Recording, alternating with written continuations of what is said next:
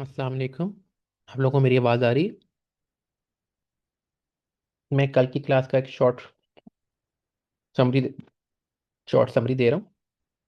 उसके बाद फिर हम आगे नोट कंटिन्यू करेंगे, ठीक है। शुरू करते हैं अल्लाह ताला के बाबरकत नाम से। बिस्मिल्लाहिर्रहमानिर्रहीम। रब्बिश इश्रह ली सदरी व यस्सिर ली अमरी वहलुल उक़्दतम मिन लिसानी यफ़क़हू क़ौली। अच्छा जी, हमने कल जो है ना बेसिक्स सीखी थी। बेसिक्स में हमने देखा था कि हम जो कोर्स का जो हमारा जो स्ट्रक्चर है वो जिस तरह के, हम सबसे पहले बेसिक्स ऑफ टैक्सेशन पढ़ेंगे, फिर उसके बाद हमारी नेक्स्ट क्लास से इंडिविजुअल टैक्सेशन बाकायदा आगाज़ होगा, जिसमें हम प्रैक्टिकल ट्रेनिंग भी करेंगे। फिर उसके बाद हम बिजनेस टैक्सेशन पढ़ेंगे, फिर उसके बाद क्विक बुक्स और पेरोल और सेल टैक्स, और उसके बाद आपके एलएलसी फॉर्मेशन, ठीक है। फिर हमने देखा था कि टैक्स की जो टाइप्स होती हैं, जिसमें हमने देखा कि फेडरल में आपका जो है वो इनकम टैक्स और पेरोल टैक्स, पेरोल टैक्स में आपका सोशल सिक्योरिटी और मेडिकेयर ये डील होता है, और स्टेट लेवल पे आपका सेल्स टैक्स भी डील होता है और इनकम टैक्स भी डील होता है, ठीक है। कुछ स्टेट्स हैं वो टैक्स फ्री स्टेट्स है, फ्री स्टेट्स है, जैसे वायोमिंग हो गई, फ्लोरिडा हो गई, ठीक है, टेक्सास हो गई, तो ये टैक्स फ्री स्टेट्स हैं, यहाँ पे इनकम टैक्स नहीं होता। लेकिन सेल्स टैक्स जो है आपके स्टेट लेवल पे ही डील किया जाता है, और इसके अलावा आपका प्रॉपर्टी टैक्स भी स्टेट लेवल पे डील किया जाता है। फेडरल लेवल पे आपका सिर्फ इनकम टैक्स होता है और पेरोल टैक्स होता है। फिर उसके बाद हमने देखा था कि जो हमारी इंडिविजुअल टैक्सेशन है उसमें हमारा जो स्टार्ट होगा वो 1040 से स्टार्ट होगा। हम उसमें 1040 का फॉर्म पढ़ेंगे, जो कि आपकी इंडिविजुअल टैक्सेशन पर्सनल रिटर्न होती है। और बिजनेस टैक्सेशन में हम तीन तरह के रिटर्न पढ़ेंगे, जिसमें आपकी पार्टनरशिप की रिटर्न होती है, आपकी सी कॉर्प होती है और एस कॉर्प होती है, ठीक है। ये हम इंशाल्लाह बिजनेस टैक्सेशन में पढ़ेंगे। हमारा स्टार्ट जो है वो 1040 से होगा। फिर हमने आईआरएस के बारे में देखा था। आईआरएस जो है बेसिकली इंटरनल रेवेन्यू सर्विसेज, ये जिस तरह पाकिस्तान में एफबीआर होता है, इस तरह यूएस में आईआरएस जो है वो बॉडी जो है वो डील करती है। एक सेकंड दीजिएगा जरा मुझे, ठीक है। आगे चलते हैं। अच्छा, आईआरएस का ही मैंने लिंक आपको शेयर किया हुआ है, जिसे येलो में हाईलाइट किया हुआ है, irs.gov। आपकी जितनी इन्फॉर्मेशन है आपने यहाँ से ही वेरीफाई करनी है। फिर उसके बाद हमने देखा था कि इन वहाँ पे यूएस में जो टैक्स सिस्टम होता है वो कैसे वर्क करता है, उसके बारे में थोड़ा सा पढ़ा था कि भाई वहाँ पे आप जो भी कमाते हैं उसमें आप टैक्स देते हैं। अब वो टैक्स जो आप कमाते हैं वो आप सैलरी हो सकती है, आपकी वेजेस दिहाड़ी हो सकती है, कमीशन हो सकता है, बोनस हो सकता है, टिप्स हो सकता है, इन्वेस्टमेंट इनकम हो सकती है, या अनअर्न इनकम, जिसमें मैंने एग्जाम्पल दी थी गवर्नमेंट ग्रांट्स तो आपको मिलती हैं, वो आपके अनअर्न इनकम होती है, जिसमें आपने अपनी तरफ से कोई हाथ पाँव नहीं चलाए होते, आपको बैठे बैठाए मिल रही होती है। तो ये सारी इनकम जो है ये टैक्स टैक्सेबल होती है। उसमें फिर हमने देखा था कि वहाँ पे जो टैक्सेशन का सिस्टम है वो प्रोग्रेसिव होता है, यानी कि अमीरों के लिए ज़्यादा टैक्स, गरीबों के लिए कम टैक्स, और ये 10% से 37% तक होता है। उसके बाद हमने जो है ये फाइलिंग स्टेटस के बारे में बात की थी, जिसमें वहाँ पे 5 फाइलिंग स्टेटस होते हैं, जिसमें आपका सबसे पहले होता है सिंगल, फिर उसके बाद आपका होता है मैरिड फाइलिंग जॉइंटली, जिसमें आप और जिसमें क्लाइंट और क्लाइंट की जो आपकी स्पाउस है वो मिलकर रिटर्न फाइल करते हैं, और इसमें सबसे ज़्यादा आपको पर्स मिलते हैं। उसके बाद मैरिज फाइलिंग सेपरेटली की ऑप्शन भी अवेलेबल होती है, जिसमें अगर वो दो लोग अलग अलग फाइल करना चाहें तो वो अलग अलग फाइल भी कर सकते हैं। ज़्यादातर ये जब डिवोर्स के केस चल रहे होते हैं तो यूजली तब ये लोग यूज़ करते हैं। उसके अलावा था head of house hold. Head of house hold में ये होता है कि आप सिंगल होते हैं और आपके साथ डिपेंडेंट्स होते हैं, बच्चे हो गए, बुजुर्ग हो गए, जिनकी आप कफालत कर रहे होते हैं, तो आप फिर हेड ऑफ हाउस होल्ड में करते हैं, क्योंकि आपको पर डिपेंडेंट क्रेडिट मिलता है।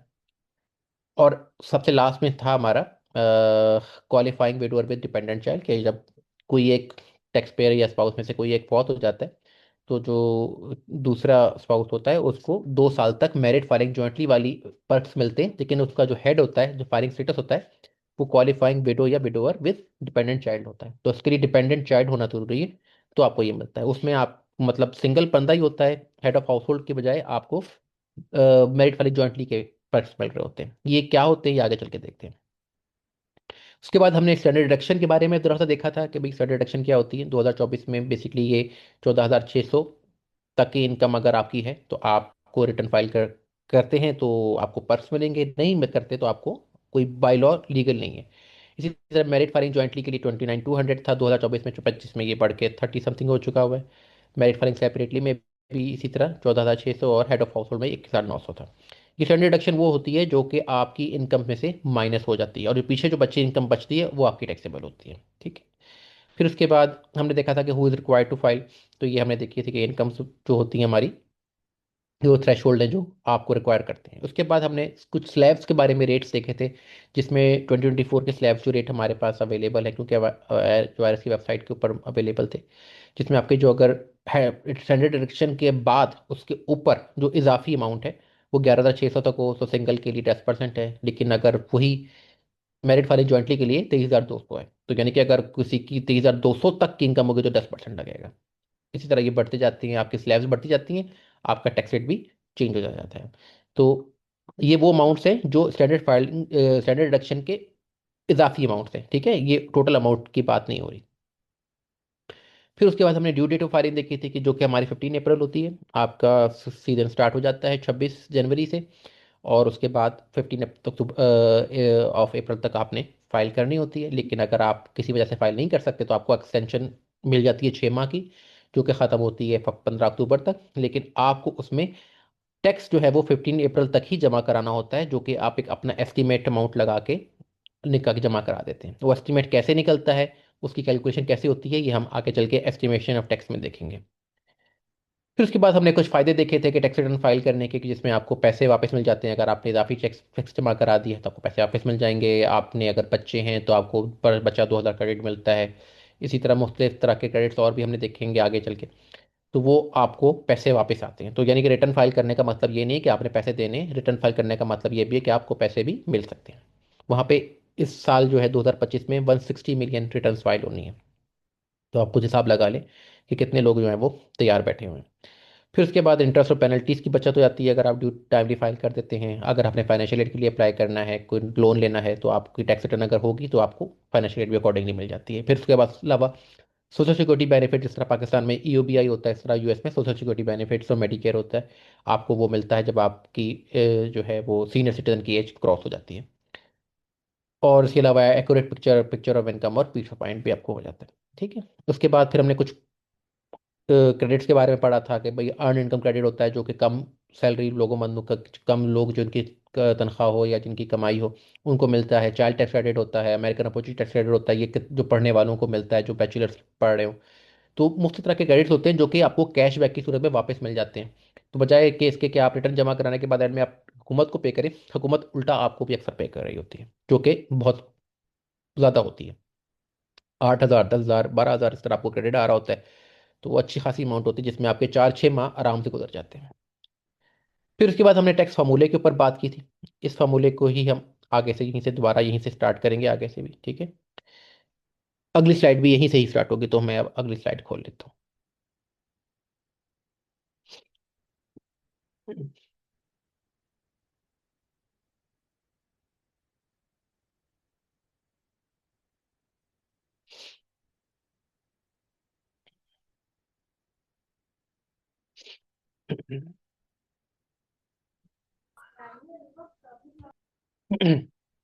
काइंडली आप लोगों ने ध्यान रखना है, माइक आपका ऑन नहीं होना चाहिए, ठीक है, माइक आपका ऑफ रहे।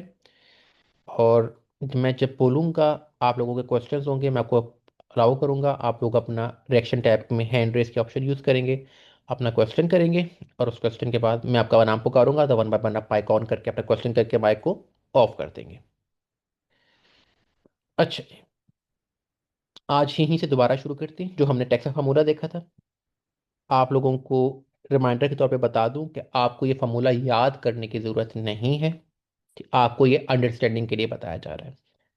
आप जो भी डाटा आपको मिला के मिलेगा, जो इंशाल्लाह हम नेक्स्ट क्लास से देखेंगे कि किस तरह डाटा आपका सॉफ्टवेयर में एंटर होता है, उस डाटा की बुनियाद पे ऑटोमेटिकली आपको सॉफ्टवेयर टैक्स रिटर्न बना देता है। लेकिन ये फार्मूला आपको हेल्प करता है समझने में, टैक्स रिटर्न को अंडरस्टैंड करने में, कि आपकी टैक्स रिटर्न जब बनती है तो कौन सी इनकम का क्या इम्पैक्ट होता है, किस डिडक्शन का कहाँ पे जाके इम्पैक्ट होता है, ताकि आपको पता हो कि अगर किसी की 1040 की रिटर्न आप बैठ के देखना चाहें तो आपको उसकी अंडरस्टैंडिंग डेवलप होती है। तो मैं इसलिए ये आपको कुछ 2-3 बार रिपीट लाजमी करता हूँ कुछ क्लासेस में, ताकि आपको थोड़ा सा इसकी अंडरस्टैंडिंग डेवलप हो जाए। और साथ साथ जब हम आगे प्रैक्टिकल रिटर्न करेंगे तो मैं उनके इम्पैक्ट्स भी आपको इस फॉर्मूले के अंदर दिखाऊंगा, पॉइंट आउट करूंगा, लिंक कराऊंगा कि कौन सी चीज़ एंटर करने पे फॉर्मूले में कहाँ पे इम्पैक्ट आता है। तो हमारे पास सबसे पहले क्या होती है, हमारे पास सबसे पहले ग्रॉस इनकम होती है। अब ग्रॉस इनकम कहाँ कहाँ से आ सकती है? ग्रॉस इनकम आपके पास वेजेस से आ सकती है, जिसे आप दिहाड़ी कहते हैं, ठीक है। आपकी सैलरी से आ सकती है, आपके इंटरेस्ट इनकम हो सकती है, डिविडेंड हो सकती है, आपको स्टेट की तरफ से या फेडरल की तरफ से कोई रिफंड्स आते आते हैं, नहीं फेडरल रिफंड नहीं, स्टेट रिफंड्स जो आते हैं वो हो सकती है, ठीक है। एलिमोनी की मैंने आपको बताया था कि ये 2019 से पीछे का था, 2019 के बाद से ये ख़त्म कर दी गई थी। बिजनेस इनकम जो है ये आपकी, जैसे फॉर एग्जांपल आप दुकान चला रहे हैं, आप कोई कंसल्टेंसी करते हैं, आप सर्विसेज दे रहे हैं, तो वो आपकी बिजनेस इनकम होती है, वो भी आपकी ग्रॉस इनकम का पार्ट होती है। आपने कोई घर बेचा, गाड़ी बेची, उसमें कोई कैपिटल गेन आया, वो आपका इनकम का पार्ट है।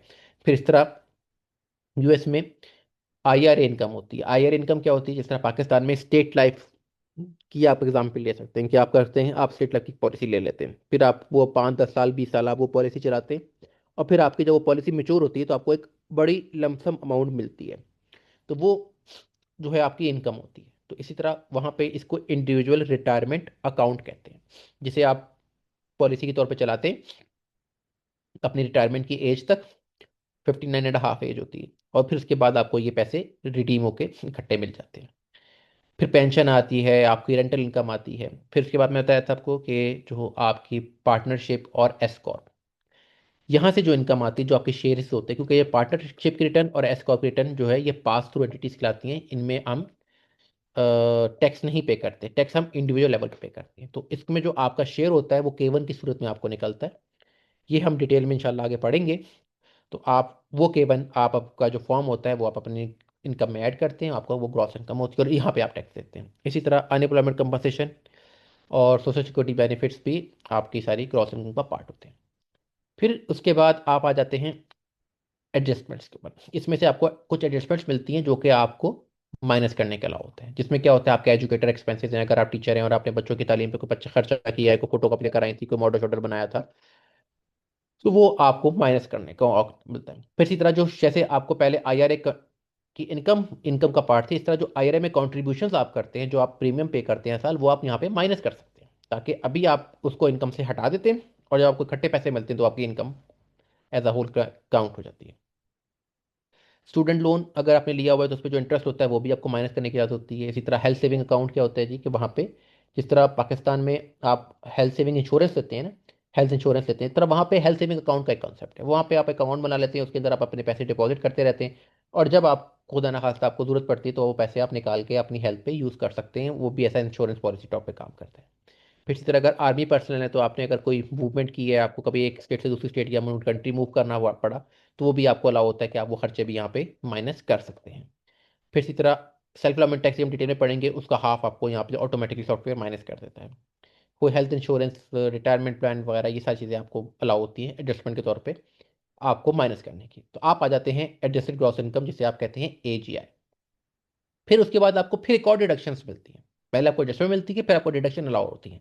उसमें दो तरह की डिडक्शन अलाउ होती हैं। एक स्टैंडर्ड डिडक्शन होती है, जो कि हमने पीछे देखा, हर साल की स्टैंडर्ड डिडक्शन जो सिंगल के लिए कुछ होती है, मैरिज फाइलिंग के लिए कुछ होती है, तो वो आपको अलाउ होती है, आप वो माइनस कर सकते हैं। या अगर आप चाहें कि नहीं, मेरी अपनी आइटमाइज डिडक्शन लेना, जिसमें आपको 5 तरह की डिडक्शन अलाउ होती हैं, अगर आपको लगता है कि आपकी आइटमाइज डिडक्शन स्टैंडर्ड डिडक्शन से ज़्यादा है तो आप वो ऑप्ट कर सकते हैं। लेकिन उस सूरत में आपको फिर उसका एविडेंस रखना पड़ता है, ताकि अगर ऑडिट हो तो आपको दिखा सके। उसमें मेडिकल एक्सपेंसेस हो सकते हैं, आपने कोई लोकल प्रॉपर्टी टैक्सेस वगैरह दिए हों, ठीक है, सेल्स टैक्स भी इसमें इंक्लूड कर सकते हैं। तो उसके अलावा आपने घर अगर मॉर्गेज किया हुआ है तो उसके ऊपर जो इंटरेस्ट एक्सपेंस पे कर रहे हैं वो भी आपका इसी का पार्ट होता है। इसी तरह चैरिटेबल कॉन्ट्रीब्यूशन आपने कोई की हैं, चाहे वो पैसों की सूरत में है या कोई कपड़े शपड़े भी दे दिए, कोई चीज़ को प्रॉपर्टी भी दे दी, तो भी उस सूरत में भी वो चैरिटेबल कॉन्ट्रीब्यूशन आप यहाँ पे माइनस कर सकते हैं। फिर इसी तरह खुदा ना खास्ता कोई कैजुअलिटी थेफ्ट हो गई है, कोई घर में कोई डिजास्टर आ गया, फेटल कोई सुनामी आ गया, कोई तूफान आ गया, कोई हरिकेन आ गया, तो वो आपको अलाउ होता है कि आप अपना नुकसान यहाँ पे क्लेम कर सकते हैं। आप स्टैंडर्ड डिडक्शन ले लें या आइटमाइज डिडक्शन ले लें, आपको दोनों में से कोई एक ले सकते हैं। उसके में बाद फिर आप आ जाते हैं टैक्सेबल इनकम पे। लेकिन ये कौन सी इनकम होती है? Before QBI deduction. Deduction QBI क्या होती है? Qualified business income. तो अगर तो आपकी इस ग्रॉस इनकम के अंदर बिजनेस इनकम भी इंक्लूडेड है, तो आप उस बिजनेस इनकम का अप्रोक्सीमेटली 20% तक ये बनता है, आपको रिडक्शन मिल जाती है। यानी कि फॉर एग्जांपल अगर आपने 40,000 सैलरी है और 20,000 आपने बिजनेस करके भी कमाया है, कंसल्टेंसी करके, तो बिजनेस 20% ऑफ जो है 20,000, यानी कि 4,000 की आपको डिडक्शन यहाँ पे मजीद और मिल जाएगी। वो भी सिर्फ बिजनेस की होगी, पूरी होल अमाउंट की नहीं होती। उसमें हमने कल एक्सेल में इसको करके भी देखा था, मैं आपको वो एक्सेल की शीट दोबारा भी शेयर कर दूंगा। तो आपको यहाँ पे एक डिडक्शन और मिल जाती है अगर बिजनेस इनकम हो तो, अदरवाइज आपकी यही टैक्सेबल इनकम होती है। फिर उसके ऊपर आपका लगता है टैक्स का रेट, जो अगर हमने पीछे देखा कि टैक्स की स्लैब्स का रेट वो सॉफ्टवेयर ऑटोमेटिकली कैलकुलेट कर लेता है। और उसमें आपकी एक एडिशन होती है मजीद, वो होती है सेल्फ एम्प्लॉयमेंट टैक्स की, जिसे आप सोशल सिक्योरिटी और मेडिकेयर कहते हैं। वो सिर्फ होती है बिजनेस इनकम की बेसिस के ऊपर, कि अगर आपने कोई इसमें बिजनेस इनकम है तो उसका 15.3% आपको सोशल सिक्योरिटी मेडिकेयर के नाम पे देना होता है। लेकिन अगर सिर्फ सैलरी है तो फिर आपको देने की जरूरत नहीं है, क्योंकि वो आपकी सैलरी में से ऑटोमेटिकली डिडक्ट हो चुका होता है। और इसके अलावा आप यहाँ पे आपको दो चीज़ें आपकी टैक्स की लाइबिलिटी में कमी पे करती हैं। वो कौन सी की होती हैं? एक वो जो आपने एडवांस पेमेंट्स की हुई हैं, चाहे वो विद होल्डिंग टैक्स की सूरत में है या एस्टिमेटेड टैक्स की सूरत में। और दूसरा होता है आपको क्रेडिट्स मिलते हैं। क्रेडिट्स में जैसे बच्चे हो गए तो एक पर बच्चा 2,000 मिल गया, तो अगर आपकी टैक्स लाइबिलिटी से 3,000 थी और आपका एक बच्चा था, तो अब आपको 1,000 पे करना पड़ेगा। फिर इसी तरह आपको अमेरिकन अपोजिट टैक्स क्रेडिट मिल जाता है, वो आपको जो है अर्न इनकम टैक्स क्रेडिट मिल जाता है। तो मुख्तलिफ तरह के टैक्स क्रेडिट होते हैं जो आपको मिलते हैं, जो आपकी टैक्स लाइबिलिटी को कम कर देते हैं। और उसके बाद उसमें फिर आगे कुछ ऐसे होते हैं जो कि आपको कैश की सूरत में वापस मिल जाते हैं, और कुछ ऐसे होते हैं जो सिर्फ टैक्स लाइबिलिटी को ही कम करते हैं, बाकी ज़ाया हो जाते हैं, जिनका आप नॉन रिफंडेबल कहते हैं। तो भी इंशाल्लाह हम डिटेल में आगे चल के पढ़ेंगे। तो आपकी या तो टैक्स रिफंड रह जाता है या आपका टैक्स ड्यू रह जाता है, तो इस तरह आपकी टैक्स रिटर्न क्रिएट होती है। तो ये कल का ही फार्मूला हमने दोबारा इसको रिपीट किया है। उसके बाद ये भी हम पढ़ चुके हैं, फाइलिंग डेट आपकी 14 अप्रैल होती है। और उसके बाद एक्सटेंशन में लेके आप 15 अक्टूबर तक ले सकते हैं। उसके लिए आपको 4668 फॉर्म फाइल करना, 4868 फॉर्म फाइल करना होता है। तो वो फॉर्म आपका सॉफ्टवेयर के अंदर इंक्लूडेड होता है। उसके बाद ये जो आपको बुक मिलेगी ना, ये बेसिकली इस बुक के स्क्रीनशॉट्स हैं, जिसके अंदर ये आपके फाइलिंग स्टेटस की डिटेल दी हुई है। जो बुक है वो आपको आपके कोऑर्डिनेटर देंगे, और वो आपको अभी नहीं मिलेगी, आपको कुछ अर्से बाद मिलेगी। उसकी वजह ये होती है कि जब तक कि फीस 100% कलेक्ट ना हो जाए बैच की, ये बुक शेयर नहीं की जाती। ये $300 की बुक है, तो ये ऐसे देना तारा मुश्किल होता है। तो इसको हम दोबारा एक बार रिपीट कर देते हैं। सिंगल में क्या है जी? छड़ा, अकेला, ठीक है, जो अनमैरिड बंदा है वो आप सिंगल में आ जाता है, ठीक है। ज्वाइंटली रिटर्न में क्या होता है जी? आप मैरिड फाइलिंग ज्वाइंटली कर सकते हैं, ठीक है। अच्छा, इसमें ये होता है कि आप देखते क्या हैं इसका, आपका जो स्टेटस है, फाइलिंग स्टेटस, ये बड़ा इंपॉर्टेंट होता है। और ये कब डिसाइड होता है? ये डिसाइड होता है last date of tax year का, जो कि होता है 31 दिसंबर। जो वहाँ पे यूएस में टैक्स ईयर चलता है वो चलता है जनवरी टू दिसंबर। जैसे पाकिस्तान में जुलाई टू जून चलता है, इस तरह यूएस में चलता है जनवरी टू दिसंबर। तो 31 दिसंबर को रात 12 बजने से पहले पहले आपका जो स्टेटस होगा वही आपका टैक्स, ये पूरे साल का स्टेटस होगा। बेशक आप पूरे साल मैरिड क्या कहते हैं, सिंगल रहे, और न्यू ईयर नाइट पे आप शादी कर लेते हैं, तो रात 12 से पहले पहले तो आप मैरिड फाइलिंग जॉइंटली की रिटर्न फाइल करेंगे उस साल की। उसके बाद अगर आप सेपरेटली फाइल करना चाहें तो आप सेपरेटली भी फाइल कर सकते हैं, ठीक है। तो फिर उसमें आपको सिंगल वाले ही मामला आपको करने होते हैं, लेकिन इसमें आपको जो है ना कुछ डिक्लेरेशन एडिशनल देनी पड़ती हैं। फिर उसके बाद आपका एक हेड ऑफ हाउस होल्ड होता है। हेड ऑफ हाउस होल्ड में वो होता है कि जो सिंगल बंदा होता है लेकिन उसके साथ डिपेंडेंट्स होते हैं, और वो जो है उन डिपेंडेंट्स का खर्चा भी खुद उठा रहा होता है। तो वो उस सूरत में उनको डिपेंडेंट क्लेम कर सकता है, और डिपेंडेंट क्लेम करने की सूरत में उसको क्रेडिट मिलता है। बच्चे होंगे तो 2,000, और अगर बच्चों के अलावा होगा तो $500 पर डिपेंडेंट आपको मिलता है। और लास्ट में हमारा होता है qualifying widower with dependent child, जिसमें अगर स्पाउस की डेथ हो जाती है तो वो 2 साल तक मैरिड फाइलिंग जॉइंटली वाले ही पर्क्स ले सकती है। जिसमें आपने देखा था कि स्टैंडर्ड डिडक्शन में सिंगल की 14,600 थी, लेकिन मैरिड फाइलिंग जॉइंटली की 29,200 थी। यानी कि 29,200 तक अगर इनकम होगी तो उसको उस पर कोई टैक्स नहीं लगेगा, उसके बाद लगेगा, ठीक है। तो ये स्टेटस आपने अकॉर्डिंगली देख के आगे ही रिटर्न फाइल होती है। यूएस में 50 स्टेट्स हैं, ठीक है, और हर स्टेट के अपने लॉज हैं। सेल्स टैक्स और प्रॉपर्टी टैक्सेस स्टेट्स ही डील करती हैं। कुछ स्टेट्स जो हैं वो इनकम टैक्स भी लेती हैं, कुछ स्टेट्स जो है वो इनकम टैक्स फ्री स्टेट्स हैं, ठीक है। और फेडरल में आपका इनकम टैक्स, सोशल सिक्योरिटी और मेडिकेयर डील करता है। ठीक। अब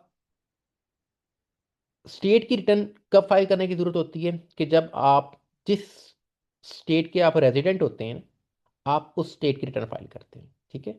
लेकिन अगर आप फॉर एग्जांपल कुछ अर्सा एक स्टेट में रहे और फिर आपने माइग्रेट करके दूसरी स्टेट में चले गए हैं, तो फिर आपको दोनों स्टेट की रिटर्न फाइल करना पड़ेगी, प्रोवाइडेड कि वो दोनों इनकम टैक्स स्टेट हो। टैक्स फ्री स्टेट होंगी तो फिर आपको फाइल करने की जरूरत नहीं है। लेकिन अगर वो दोनों, जैसे फॉर एग्जांपल आप लुधियाना से न्यूयॉर्क चले गए, कुछ अर्सा लुधियाना में रहे और कुछ अर्सा न्यूयॉर्क में रहे, तो आपको लुधियाना की भी और न्यूयॉर्क की दोनों की रिटर्न फाइल करनी होती है। अच्छा, ये काम जो सॉफ्टवेयर है ना, ये ऑटोमेटिकली खुद कर देता है, आपको सिर्फ बताना होता है उसको कि आपका रेजिडेंशियल स्टेटस क्या है। तो आपको और उसकी सॉफ्ट स्टेट की रिटर्न भी ऑटोमेटिकली क्रिएट हो जाती है। तो हम लोग ने सिर्फ डाटा डालना होता है एक बार, और आपका फेडरल और स्टेट दोनों की रिटर्न क्रिएट हो जाती है। अच्छा, वो लोग जो अलास्का में, फ्लोरिडा में, नेवाडा में, new Hampshire, south Dakota, Tennessee, Texas, Washington और वायोमिंग में रहते हैं, उनको टैक्स स्टेट की टैक्स रिटर्न फाइल करने की जरूरत नहीं होती, वो सिर्फ फेडरल की टैक्स रिटर्न फाइल करते हैं। ठीक है। अच्छा जी, उसके बाद आपका 1040 का फॉर्म हमने कल देखा था, दोबारा भी देख लेते हैं। इसमें होता क्या है जी? इस 1040 के फॉर्म के अंदर आपकी इनकम आ रही होती है, आपकी डिडक्शंस आ रही होती हैं। ठीक है। और आपका टैक्स का ये 2 पेजेस के ऊपर फॉर्म होता है। ठीक है। इसके 3 वर्जन होते हैं। एक आपका सादा वर्जन होता है जिसे आप टैक्स 1040 कहते हैं। फिर सीनियर सिटीजन के लिए उन्होंने ज़रा फॉन्ट बड़ा कर देते हैं और ज़्यादा पेजेस बना देते हैं, तो वो 1040 SR बन जाता है। और जो नॉन रेजिडेंट फाइल करते हैं, मतलब कि वो यूएस के रेजिडेंट नहीं होते लेकिन यूएस में इनकम उन्होंने अर्न की होती है, तो उनको लोग 1040 NR की फाइलिंग करनी होती है, तो उनका 1040 NR होता है। और अगर आपको कभी रिवीजन करना पड़ जाती है, अपनी अमेंडमेंट करना पड़ जाती है टैक्स रिटर्न की, तो आप लास्ट 2 ईयर्स तक की रिटर्न को अमेंड कर सकते हैं। उसके लिए आपका जो फॉर्म फाइल होता है उसे आप 1040X कहते हैं, जिसमें आप अपनी मिस्टेक से अमेंडमेंट अपनी ठीक करेक्ट कर सकते हैं। और जो आपका एक्सटेंशन का फॉर्म होता है, इसे आप 4868 फॉर्म कहते हैं। वहाँ पे हर चीज़ स्टैंडर्डाइज होती है और एक ही तरह का स्टैंडर्ड होता है, इसलिए आपको एक ही तरह के फॉर्म्स हर जगह मिलेंगे वहाँ पे।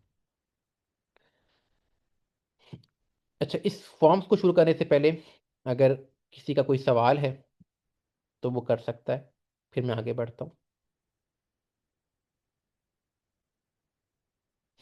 हाँ, आप लोगों ने हाथ खड़ा करना है और मैं वन बाय वन नाम बताऊँ, बोलूँगा, आपने अपना सवाल करना है, माइक ऑन कर लीजिएगा।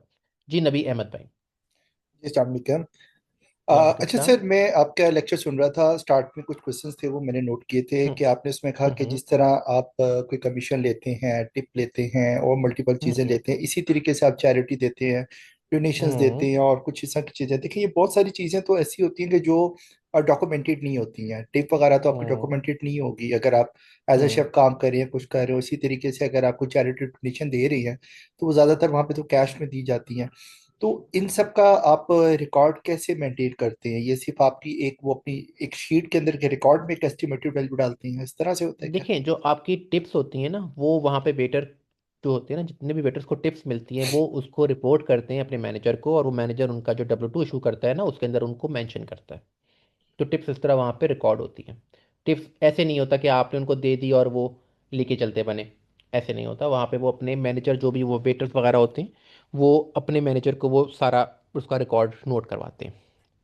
वैसे ओके जो ओके। अभी ट्रम्प ने ये किया है कि उसने कुछ टिप्स के ऊपर जो है ना सहूलत दी है, कि टिप्स टिप्स को जो है ना वो नॉन टैक्सेबल कर दिया है।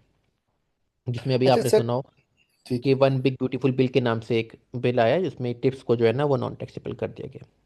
अच्छा सर, एक और चीज़ है, मैं प्रैक्टिकली अगर बात करूं कि जिस तरह हम लोकली पाकिस्तान में जब कोई टैक्स रिटर्न फाइल करते हैं या मैं अपना टैक्स रिटर्न फाइल हम्म। करता हूं, तो मैंने एक एक्सेल की शीट मेंटेन की होती है।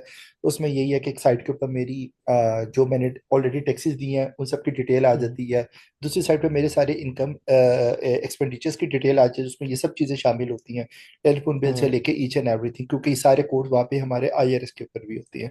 और हम्म। तीसरी वेल्थ स्टेटमेंट होती है। वेल्थ स्टेटमेंट तो खैर यूएस में है ही नहीं। अच्छा, अब ये नहीं दो है। नहीं है, ठीक है। अब ये जब इसी तरीके से जब हमारे पास कोई कस्टमर या कोई क्लाइंट आता है, वो तो देखें वहां पे हर कोई अपना डाटा तो आपको हम्म। बता देगा ना कि ये मेरी चीजें हैं। तो हमें पहले उसकी हम्म। एक्सेल की शीट मेंटेन करनी पड़ती है, सीधा डायरेक्ट हम जाके पोर्टल पे या उसके फॉर्म के अंदर फाइलिंग शुरू कर देते हैं? देखें, उसके लिए क्या होता है कि सबसे पहले आप उसके लॉगिन करते हैं आईआरएस के ऊपर, आईआरएस पे उनका एक ID.me का एक अकाउंट होता है, उसके थ्रू वो लॉगिन होता है। और वहाँ से आप उसका टैक्स ईयर के ट्रांसक्रिप्ट्स डाउनलोड कर लेते हैं। ट्रांसक्रिप्ट्स में उसकी सारी इन्फॉर्मेशन जो रिपोर्ट हुई होती है ना उसके बिहाफ पे, वो सारी वहाँ पे आपको मिल जाती है। तो आपको ओके। पता लग जाता है कि इसके बारे में, जैसे फॉर एग्जांपल अगर उसने कहीं कोई एज अ कॉन्ट्रैक्चर काम किया तो उसको 1099 अगर इशू हुआ होगा तो वो उसकी इन्फॉर्मेशन वहाँ पे होगी। अगर उसने कहीं पे जॉब किया है तो उसकी W2 की इन्फॉर्मेशन वहाँ पे होगी। ठीक है। दूसरा होता है ये कि जब आप किसी की भी क्लाइंट का काम स्टार्ट करते हैं तो एक आपको एक ऑर्गेनाइजर होता है, जो कि इंशा आपको मैं आगे चल के दिखाऊंगा। मुख्तलिफ तरह के ऑर्गेनाइजर होते हैं, आप अपना बना लें, किसी का डाउनलोड कर लें, that is up to you. उसमें आप क्लाइंट का इंटरव्यू करते हैं, उसकी सारी इन्फॉर्मेशन लेते हैं, उसके क्वेश्चंस होते हैं जो आपने उनसे पूछने होते हैं। वो क्वेश्चंस आप उनसे पूछते हैं और उसके बाद उसका डाटा जो है ना आप कलेक्ट करते हैं अकॉर्डिंगली। और फिर उसके बाद आप उसको उस डाटा को लेके आप उसकी रिटर्न फॉर्म करते हैं। आगे चल के मैं आपको, जब हम सिनेरियोस करेंगे तो उसमें मैं आपको दिखाऊंगा कि किस तरह डाटा दिया हुआ होता है और उसको आपको किस तरह आगे लेके चलना होता थैंक यू जी। है। वेलकम। जी सुहेब इमरान साहब। अस्सलाम वालेकुम सर। वालेकुम सलाम। सर आपने कल बताया था W2 का फॉर्म का, तो वो जी जी। तो एज अ सैलरी पर्सन है जो किसी कंपनी में या फिर किसी रेस्टोरेंट पे या कहीं पे काम कर रहे हैं जिसके ऊपर मैनेजर है। हम्म तो मैंने अपने बाबा से बात की थी, वो भी वहीं पे होते हैं अमेरिका में। तो हम्म। उन्होंने मुझे कहा था कि वो 1099 जो है वो फिलअप करवाते हैं। तो टेन नाइन्टी देखें, नाइन और W2 में क्या फ़र्क है?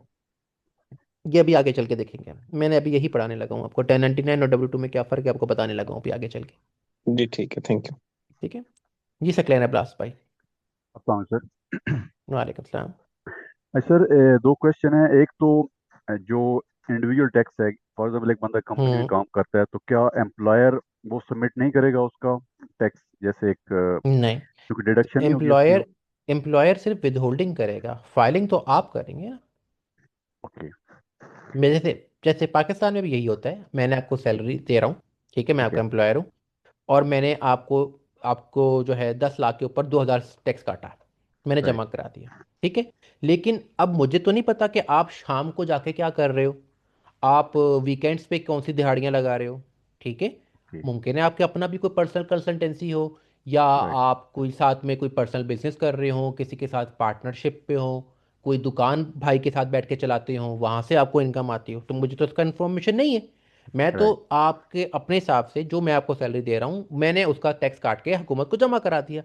अब ठीक है। आपका काम ये होता है कि आप जब आप रिटर्न फाइल करते हैं तो आप बताते हैं कि हाँ जी मेरी ये इनकम थी, मैं बिजनेस भी करता था, मेरी ये प्रॉफिट एंड लॉस है, मैं मेरे ये खर्च, जो भी आपका हिसाब किताब है वो आप सारा उसमें बताते हो। और फिर उसके बाद वो जो आपकी इनकम पे टैक्स बनता था वो बना देता है कि भाई शाह जी आपकी आपकी जो इनकम है उसके ऊपर टैक्स बनता है 3,000, और 2,000 क्योंकि आपका विदहोल्डिंग ऑलरेडी कटा हुआ है तो 1,000 आप मजीद जमा करा दो। ओके। ओके।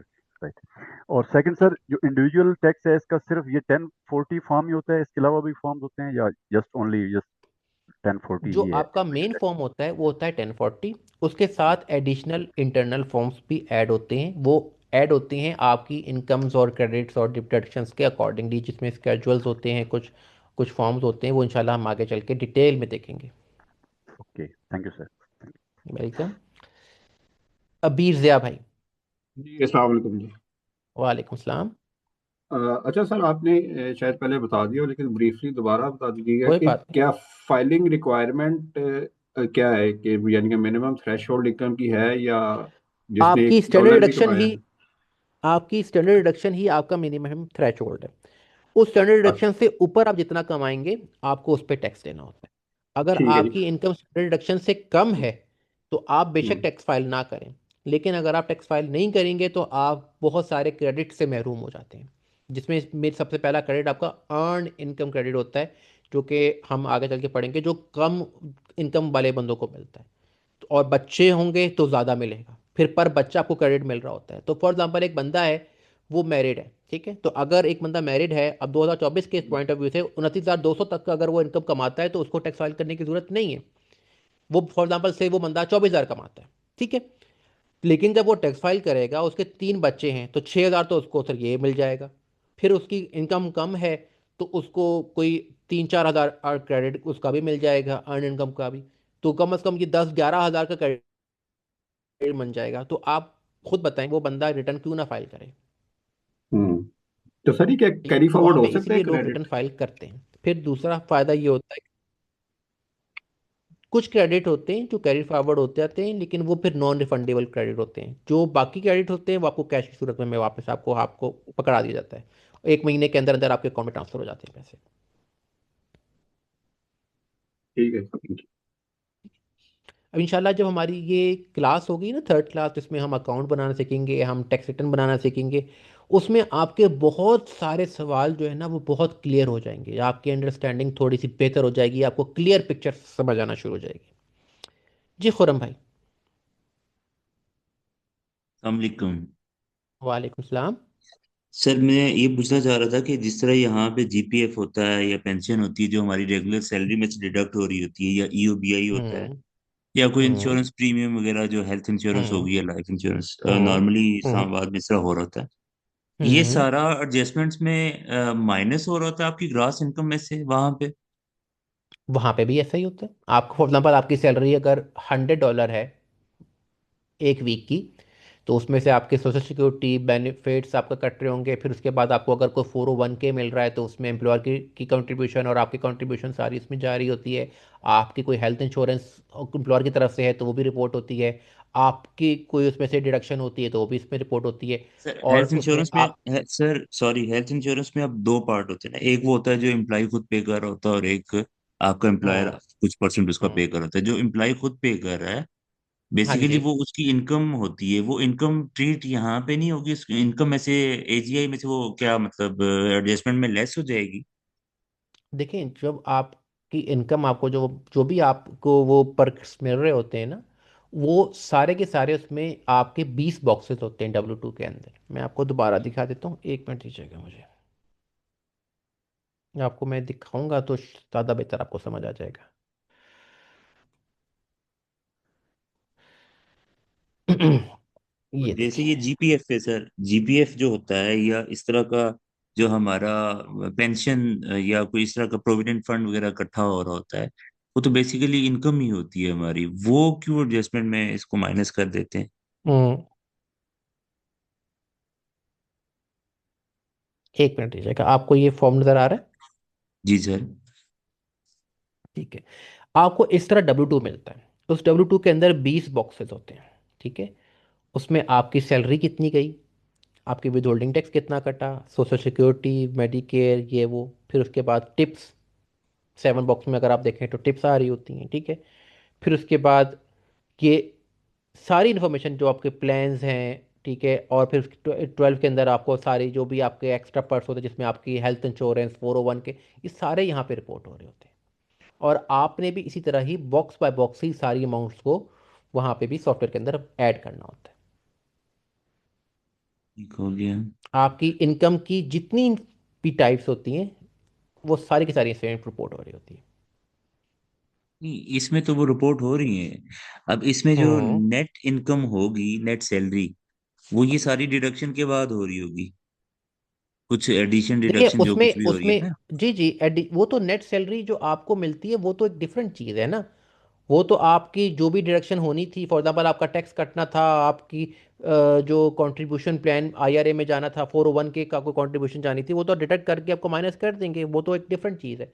आपकी फॉर एग्जांपल $100 सैलरी थी, कट कटा के आपको 90 मिल गई, दैट इज़ डिफरेंट थिंग। लेकिन वो जो 90 के कट्टे हैं पैसे, वो आपकी मतलब एक्चुअल सैलरी तो 100 ही थी ना आपकी। फिर और उसके ऊपर आपको कितने एडिशनल पर्क्स मिले वो सारे यहाँ पे सर रिपोर्ट होते हैं। तो मतलब यहाँ पे जो हमें 90 मिले नेट, ये नेट सैलरी W2 की, ये वहाँ के नहीं, हमारे टैक्स के 90 W2 में 100 ही आएगी, W2 में 90 नहीं आएगी। से पूरी ग्रॉस आएगी। हम्म। ठीक हो गया, तो उसके बाद एडजस्टमेंट में ये लेस हो जाएगा सारा। एडजस्टमेंट तो ये होता है ना कि आपको फॉर एग्जांपल देखें, आपको उसने अगर 401k आपको दे रहे हैं जिसमें आपकी जेब से कंट्रीब्यूशन हो रही है $1000, और $2000 आपका वो कर रहा है, तो वो आपका सारा यहाँ पे रिपोर्ट हो रहा होता है। ठीक हो गया। ठीक है।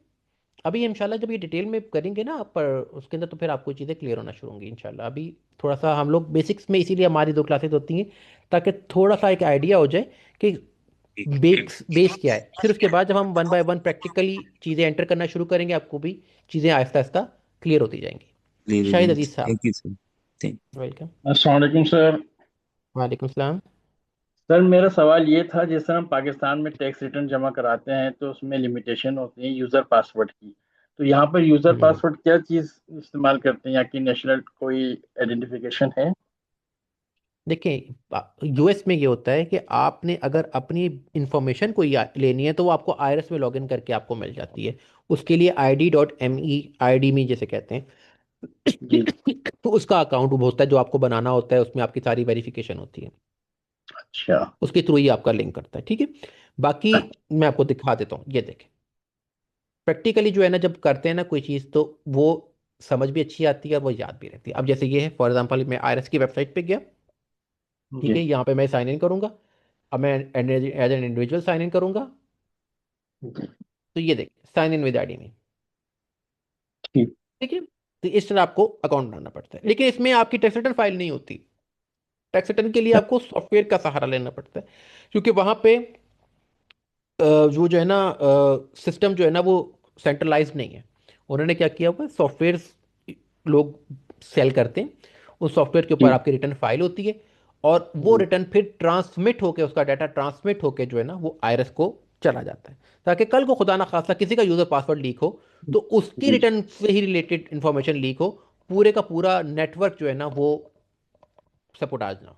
जिस तरह पाकिस्तान में आप सुनते थे कि जी एफबीआर हैक हो गया, लोगों का जी। जी। डाटा लीक हो गया, फलाने की जी। रिटर्न लीक हो गई, फलाने की इतनी ये देखो।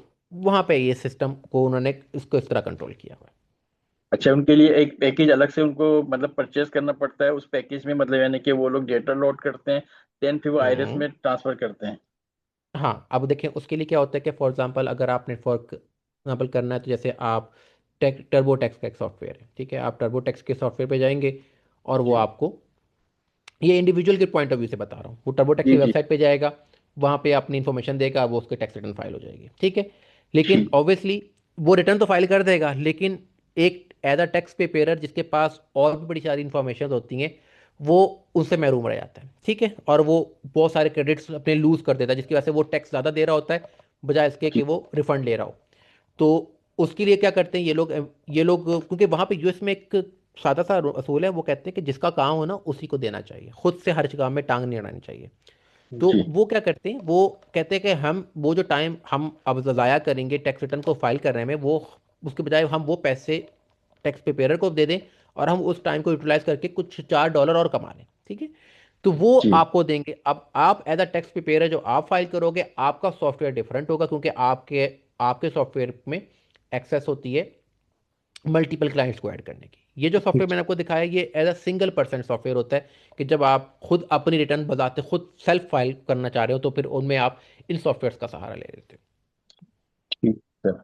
अच्छा सर, ये फिर ये जो सॉफ्टवेयर है हमें परचेज करना पड़ेगा? हो। जी, ये सॉफ्टवेयर परचेज करना पड़ते हैं। अच्छा।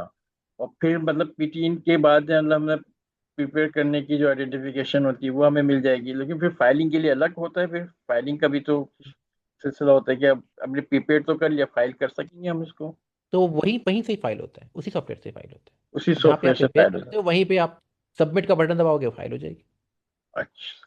अच्छा सर, दूसरा क्वेश्चन ये था, जिस तरह हम पाकिस्तान में रिटर्न फाइल करते हैं तो हम क्रॉस चेक करते हैं एम्प्लॉयर के हम्म। सर्टिफिकेट को, जो सैलरी सर्टिफिकेट होता है जो वहाँ पे W2 कहलाता है, तो हम हम्म। MIS से जो है ना उसको क्रॉस चेक कर लेते हैं कि भाई जो हम्म। एम्प्लॉयर ने जो दिया है वो मतलब सैलरी हम्म। वगैरह टैक्स वगैरह वो सब मतलब जी यानी जी। कि एक्यूरेट है। तो देन फिर इस तरह से वहाँ पे भी हमारे पास कोई ऑप्शन होता है कि हम जो W2 फॉर्म है उसको क्रॉस चेक कर सकते हैं?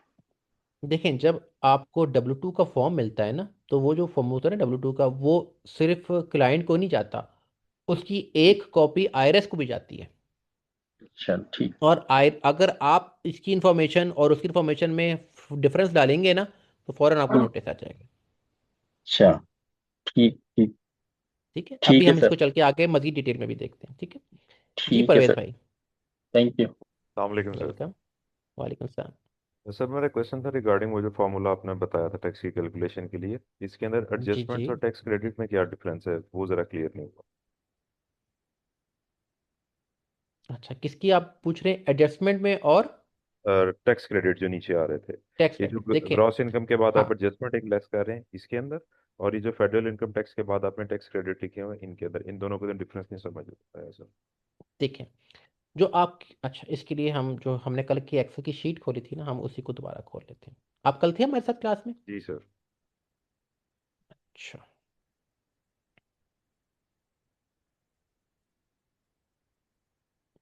शीट शेयर हो रही है आपके सामने? जी सर हो रही है। ठीक है। अब ये है आपका ऊपर का पार्ट, ठीक है, जिसमें हमने देखा था कि आपकी इनकम सारी हमने ले ली। उसमें से ये जो एडजस्टमेंट्स होती हैं ना, ये हमने देखी यहाँ पे कि एडजस्टमेंट में बेसिकली क्या क्या होता है। एडजस्टमेंट्स के अंदर आपको कुछ ऐसे एक्सपेंसेस जो आपने किए हों, आपको वो माइनस करने की इजाज़त मिल जाती है। एग्रीड। ठीक है, तो वो आप इधर से माइनस करके अपनी इनकम को कम कम कर लेते कर सकते हैं। यानी कि अगर आपकी की इनकम $40,000 थी, तो इनकम कम होकर आपकी कोई 35-36 रह जाएगी। ठीक है, तो वो बन जाएगी फिर एडजस्टेड ग्रॉस इनकम। अच्छा, उसके बाद उसमें फिर आपको फिर दोबारा डिडक्शन एक और अलाउ होती है।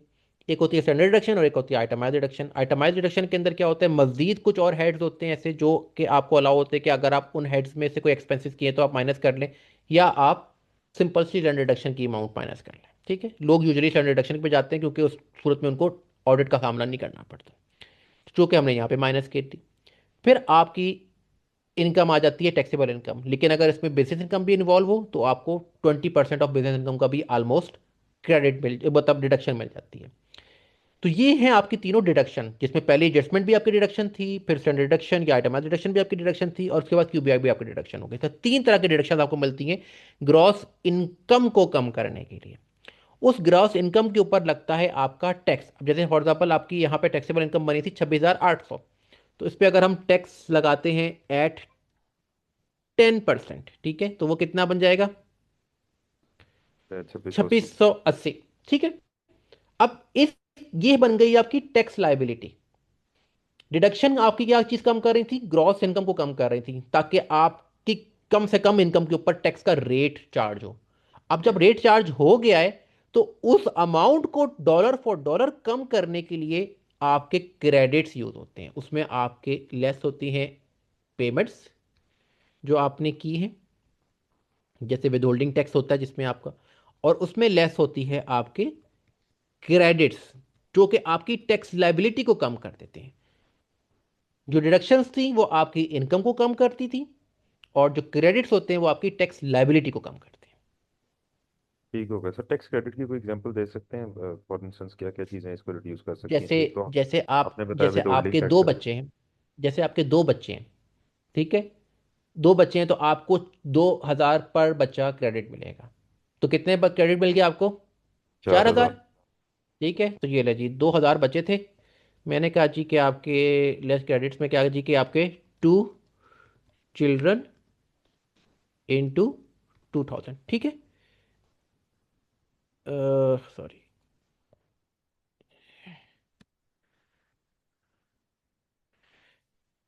जब वन करते हैं, अभी चलो 1 चाइल्ड कर लेते हैं, ताकि थोड़ा सा 1 चाइल्ड कर लेते हैं। ठीक है, 1 चाइल्ड था, ठीक है, तो आपको 2,000 का क्रेडिट यहाँ पे मिल गया। ओहो, तो अब आपकी टैक्स लाइबिलिटी कितनी रह गई? 680। 680। ठीक है, ठीक हो गया अंडरस्टूड। ठीक है। इसी तरह आपका क्या था, जब आपका ये जो, अल्लाह भला करे किधर गया, W2 है, इसमें आप देखें अगर बॉक्स नंबर 2,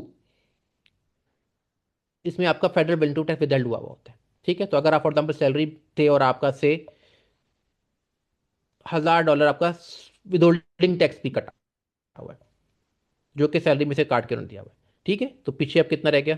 सॉरी, ये माइनस डबल हो गया है, 320 आपका रिफंड बन गया। ठीक हो गया। ठीक है, तो अब हुकूमत आपको $320, $320 देगी। एग्रीड। ठीक। ठीक है, थैंक यू। बाकी ये क्यूबीआई क्या है, ये क्रेडिट्स कौन कौन से होते हैं, इनके ऊपर हमारे डिटेल लेक्चर्स होंगे। जी मोहम्मद नसीम भाई। अस्सलाम वालेकुम सर। वालेकुम सलाम। अच्छा सर, पहले एक मिस्टर खुरम ने क्वेश्चन रेज किया था डब्ल्यू में जो डिडक्शंस वगैरह हो रही हैं एडजस्टमेंट्स वगैरह के हम्म। लिहाज से। हम्म। तो मैं उसमें थोड़ी सी क्लियरिटी वगैरह दे देता हूँ कि जिस तरह वो कह रहे थे कि हमारा जी पाकिस्तान में जिस तरह होता है प्रोविडेंट फंड वगैरह, वो सैलरी से हम्म डिडक्शन करते रहते हैं और एंड ऑफ द ईयर जब आपकी एंड ऑफ द जॉब आपको फिर वो मिल जाता है। तो हम्म वो पार्ट ऑफ आपका, वो ये समझ रहे, वो यही कह रहे थे कि वो पार्ट ऑफ इनकम ही होता है।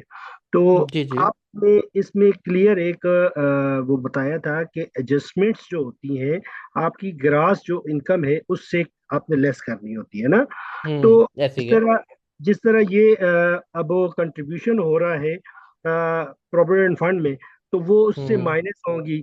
लेकिन ग्रास इनकम की कैलकुलेशन भी आपने बताई थी कि ग्रास इनकम हम्म कैसे कैलकुलेट करते हैं, कि एंड ऑफ द जॉब आपको जब प्रोविडेंट फंड मिलेगा, जिस तरह यहाँ पे हम्म आपको डिविडेंड मिल रहे हैं, स्टेट रिफंड्स मिल रहे हैं, IRA इनकम है। आईआर इनकम मिल रही है, तो हम्म, फिर वो इनकम उस वक्त उसमें ग्रॉस बिल्कुल इनकम, ऐसे।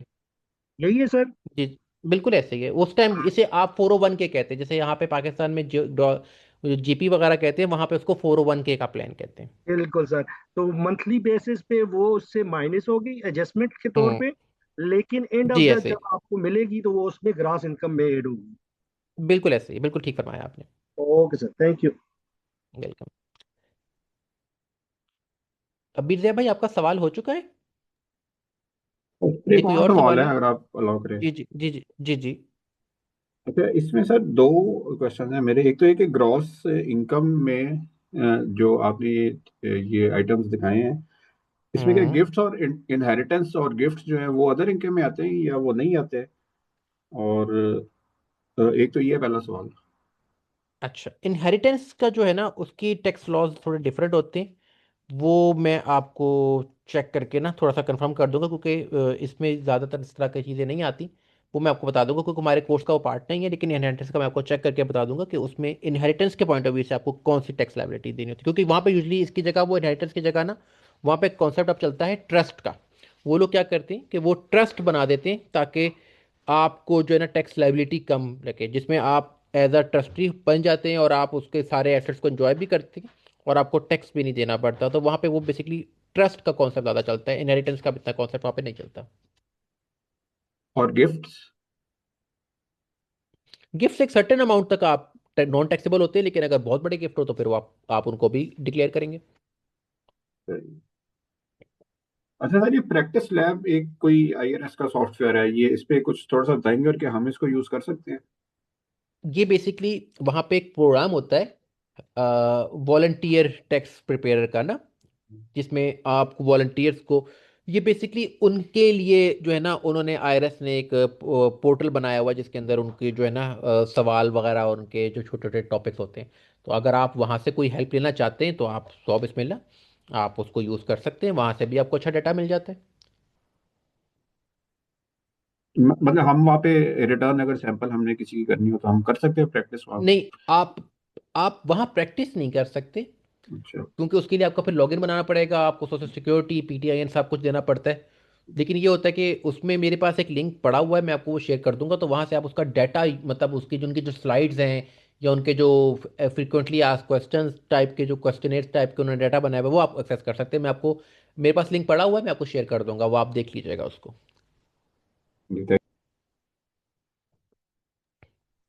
जी, मोहम्मद बुबीन भाई।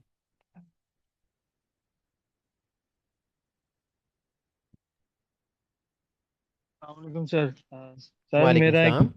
जी एक तो फर्स्ट ये था कि ये क्रेडिट में जो आपने चाइल्ड का लिखा है, ये फुल ईयर पे हमें मिलेगा क्रेडिट, और पूरे साल। पूरे साल में, मतलब पूरे साल में हमें क्रेडिट एक चाइल्ड का $2000 मिलेगा, मंथली नहीं बिल्कुल। होगा? जी। नहीं नहीं। ये सर सेकंड ये था कि जो हमने सैलरी ऑलरेडी पे किया हुआ है, हम्म तो हम क्लॉज जो दिखाएंगे, जो आपको W2 के अंदर, फॉर्म के अंदर, जो हमें मेरे ख्याल से एम्प्लॉयर ही जब वो फिल करेगा तो वो हमारी क्लॉज पे शो कर देगा। आपकी ना आवाज़ बीच में हल्की हो जाती है, कभी तेज़ आती है, कभी हल्की आती है, तो मुझे बात नहीं समझ आई। सैलरी पे आप क्या कह सॉरी रहे थे? सर, ये कह रहा था कि W2 के फॉर्म के अंदर हमारे पास जो एडजस्ट, जो आपने टैक्स कहा ना कि एडजस्ट टैक्स होगा, जो हमारा हम्म यहाँ पे नीचे टैक्स पेमेंट्स के अंदर जो एडजस्ट, हम्म जो हमने ऑलरेडी पे किया होगा वो टैक्स पेमेंट में माइनस हो जाएगा। तो वो हम्म ऑलरेडी W के अंदर उन्होंने दिखाया हुआ होगा जब हम किसी हम्म का ये तो वो हम वही वाला पिक करेंगे ना सर? ऐसे ही ये देखिए, बॉक्स नंबर 2 नजर आ रहा है आपको? जी जी सर। ठीक है, तो ये टैक्स इसी पेमेंट्स ऐसे ही वाले। जी बिल्कुल, ठीक है यही सर। यही अमाउंट एज इट इज वहां पे जाके माइनस हो जाएगी। ठीक है सर, थैंक यू। ठीक है। अच्छा जी, सवाल खत्म हो गए या कोई कोई है? अच्छा, फिर आ गए और मजीद लोग आ गए। जी अहमद नबी अहमद भाई, आपका सवाल है मजीद? जी सर, एक क्वेश्चन है। मैं बेसिकली एक तो ये जो आपने टेबल बनाया, मैंने जो शीट खोली है, इससे भी हम्म रिलेटेड होगा, और एक जैसे आपने पहले वो WT फॉर्म ओपन किया हुआ था, उसमें एक हम्म मुझे अपनी थोड़ी सी अंडरस्टैंडिंग के लिए थोड़ी सी ये चीज़ पूछनी है कि जिस तरीके से हम हम्म यहाँ पे अपने टैक्स रिटर्न्स वगैरह फाइल करते हैं, तो उसमें ये होता है कि हम प्रीवियस ईयर के पहले इंपोर्ट कर लेते हैं अपना डाटा, और वो हमारे पास शो हो बिल्कुल। जाता है, ठीक है। और फिर हम्म उसके आगे हम जो चेंजेस करना चाहते हैं वो हम अपनी हम्म चेंजेस कर लेते हैं, उसमें जो लास्ट ईयर का टैक्स हम्म क्रेडिट होता है या कुछ एडजस्टमेंट होती है, हम्म वो भी शो हो हम्म जाती है। सही है सर। इसी ऐसे में ही। अभी जब इससे पहले भी एक स्टूडेंट ने क्वेश्चन किया था, और आपने ये कहा था कि ग्रॉस इनकम, आपकी जो इनकम है वो यहाँ पर ग्रॉस आएगी, फिर आप इसमें एडजस्टमेंट्स हम्म को डालेंगे। तो मेरा सवाल वहाँ इससे स्टार्ट ये था कि जब आपका ये WT फॉर्म पिक करेंगे या आप ओपन करेंगे, तो इसमें डाटा हम्म ऑलरेडी पहले पिक्ड होकर आएगा नहीं? उसको आपके पास जो आपके एम्प्लॉयर ने आपको सैलरी दी और उसमें जो डिडक्शंस करके हम्म दी, वो भी उससे रिटर्न फाइल की होगी ना बैक एंड पे। तो हम्म वो तो सारी चीज़ें हम्म। आपके यहाँ पे इंपोर्ट नहीं होकर यहाँ जानी चाहिए, या आपको मैन्युअली डालनी देखिए, पड़ेगी हर चीज़? नहीं, आपने सिर्फ W2 के ये 20 बॉक्सेस में जो डाटा होगा ना, आपने बस वो एंटर करना है। ओके, ठीक है सर। ठीक है, वो अच्छा, ठीक आपका है। सॉफ्टवेयर जो है ना, वो खुद ही अकॉर्डिंगली कौन सा हेड किस जगह जाएगा वो उसको खुद ही एडजस्ट करेगा। इसी तरह 1099 आएंगे, फिर मुख्तलिफ, जिस तरह 1098 होते हैं, 1098T आएगा, मुख्तलिफ तरह के फॉर्म्स आएंगे जिसे हम आगे चल के देखेंगे। तो वो फॉर्म जब आप एंटर करेंगे तो सॉफ्टवेयर का काम क्या होगा कि वो सॉफ्टवेयर ऑटोमेटिकली उस फॉर्म के जो भी बॉक्सेस के डाटा होगा ना, उनको अकॉर्डिंगली आपकी एडजस्टमेंट्स में, डिडक्शंस में, जहाँ जहाँ से लेके जाना होगा उसको ऑटोमेटिकली ले जाएगा। ठीक है। अच्छा सर, आपने फिर साथ एक और भी बात की थी, मैंने जो हम्म, प्रीवियस क्वेश्चन में आपने ये मुझे कहा था कि जो आप टिप्स या कोई ऐसी हम्म, अदर अदर देन जो आपकी नॉर्मल इनकम या हम्म, कोई भी लेती हैं, तो वो आप अपने मैनेजर को या अपने कंसर्ट अथॉरिटी को हम्म। रिपोर्ट करते हैं, तो क्या जो जैसे आप आप। बॉक्स नंबर 7 देखें, बॉक्स हाँ नंबर जी 7 बिल्कुल देखें। ऐसे, जी बिल्कुल ऐसे है। तो जो इसी तरीके से जो अगर आप चैरिटी या डोनेशन इन कैश या किसी और फॉर्म में देंगे, हम्म, तो वो तो डॉक्यूमेंटेड होगा, वो तो नजर आ जाएगी कि आपने थ्रू हम्म। क्रेडिट कार्ड या थ्रू बैंक किया। लेकिन जो अगर आप जो कैश में देंगे, तो वो कहाँ वो आपको रिपोर्ट करना, वो तो फिर आपको यहाँ पे देखिए, मैन्युअली। अगर अगर आपके पास उसका कोई एविडेंस है तो वेल एंड गुड, अगर एविडेंस नहीं है तो होता ये है कि जब आपका जो ऑडिट के लिए पिक करता है ना सॉफ्टवेयर, क्या आपका जी ऑडिट जी होना चाहिए क्या नहीं होना चाहिए, वो देखता ये है कि आपका जिस लोकेलिटी में है वहाँ पे नॉर्म क्या है। जैसे फॉर एग्जांपल आप एक पॉश एरिया में रहते हैं, वहाँ पे चैरिटी जो है वो नॉर्मल है, 4,000 5,000 डॉलर। तो अगर आप फॉर एग्जांपल से $2,000 भी चैरिटी लिख देते हैं तो वो आपको ऑडिट के लिए पिक नहीं करेगा। ठीक नहीं है, आपका पास। करेगा। ठीक है, लेकिन अगर आप रहते हैं गरीब इलाके में और आप कहते हैं यार मैंने डायरेक्शन ज़्यादा लेनी है, आप कहते हैं मैंने 10,000 चैरिटी दी थी, ठीक है, तो आप फौरन वहाँ अच्छा। का जो सॉफ्टवेयर है ना वो आपको ऑडिट के लिए पिक कर लेगा। उनका जो एआई है ना, वो देखेगा कि यार ये एक एनैमली है कि इस इलाके में जो कॉमन चैरिटी है ना वो $2,000 मैक्सिमम ऊपर नहीं जाती, तो ये $10,000 बंदा जो दे रहा है तो इसको चेक करो कि इसने वाकई दिया कि नहीं दिया है। और अब सारी बात है, अगर आप $10,000 किसी को चैरिटी दे रहे होंगे तो अब फिर आपको एविडेंस भी देना खाना पड़ेगा। $2,000 3,000 की चैरिटी का इतना मसला नहीं होता, लेकिन अगर आप बहुत ज़्यादा लिखते हैं तो फिर आपको एविडेंस दिखाना पड़ता है। और चलिए यूजुअली सर। वहाँ पे जो चैरिटीज आप देते हैं उसमें मुख्तलिफ तरह होता है, सिर्फ कैश नहीं होता, आपने कपड़े दे दिए, आपने अपने घर का सामान दे दिया, तो ये भी चीज़ें चैरिटी में आती हैं। और ये ज़्यादातर वहाँ पे लोग जो है ना, वो जो चर्च वगैरह होते हैं वहाँ पे ये जो उनकी बनी होती है एनजीओ वगैरह, उधर देते हैं। तो अगर इनकेस कभी मसला हो भी जाए तो वो एनजीओ भी आपको प्रूफ दे देती है कि हाँ जी इन्होंने हमारे साथ जो है ना कंट्रीब्यूट किया है। अच्छा सर, ये आपने एक और भी अपने डिस्कशन में बताई थी कि वहाँ पे तकरीबन 16 मिलियन टैक्स रिटर्न्स फाइल होनी है वन इंडिविजुअल्स की। Sixty million 160 160 million, I million M thank you for correction. हम्म तो ये हम्म वहाँ पर तो डेफिनेटली इसका बहुत ज़्यादा एक रेगुलर एक्टिविटी चलती रहती है। तो और वहाँ पे तो हम्म। लोग नॉर्मली अपना खुद भी इसके यूज क्यों नहीं होते अपना टैक्स रिटर्न फाइल करने के लिए? हाँ बिल्कुल होती। तो फिर इसमें जो हम लोग मतलब इवन ये जो सब कॉन्टिनेंट से जो लोग ये कोर्सेज कर रहे हैं, सब कुछ कर रहे हैं, तो इनकी डिमांड स्टिल एग्जिस्ट करती रहेगी? बिल्कुल करेगी, जो उसकी वजह यही है कि वहाँ पे सिर्फ जो है ना आपकी वहाँ पे जो कॉमन लोग हैं ना वो हर कोई रिटर्न फाइल नहीं करता। वहाँ पे फॉर एग्जांपल जो हमारे ये देसी आबादी जो खास तौर पे गई हुई है, ये तो कभी भी रिटर्न फाइल करने के खुद से सहमत नहीं करते, ठीक है। बहुत कम लोग वहाँ पे पढ़े लिखे होते हैं जो खुद सहमत करते हैं रिटर्न फाइल करने की, जिनका अपना पता होता है कि हम पिछले सालों साल करे आ रहे हैं। लेकिन जो लोग नहीं करके आ रहे होते ना, वो कोशिश यही करते हैं कि वो टैक्स प्रिपेयर को ही देते हैं, कि उसमें क्या होता है कि आपके टैक्स के हर साल की चेंजेस आई होती है। जिस तरह अभी वन बिग ब्यूटीफुल बिल आया है, तो जी। अब हर कोई बैठ के वो वन बिग ब्यूटीफुल बिल नहीं पढ़ सकता, और ना उसमें से देख सकता कि यार इसमें से मेरे मतलब की इसमें क्या चीज़ है जिसको मैं यूज़ करके अपनी टैक्स की अमाउंट को कम कर सकता हूँ। लेकिन करेक्ट। टैक्स प्रिपेयर ने वो पढ़ा होगा, तो इसलिए वो लोग ज़्यादातर खुद बहुत कम ही करते हैं, लेकिन करते हैं। लेकिन वहाँ पे स्टिल शॉर्टेज रहती है टैक्स प्रिपेयर्स की। Thank you sir, thank you. ठीक।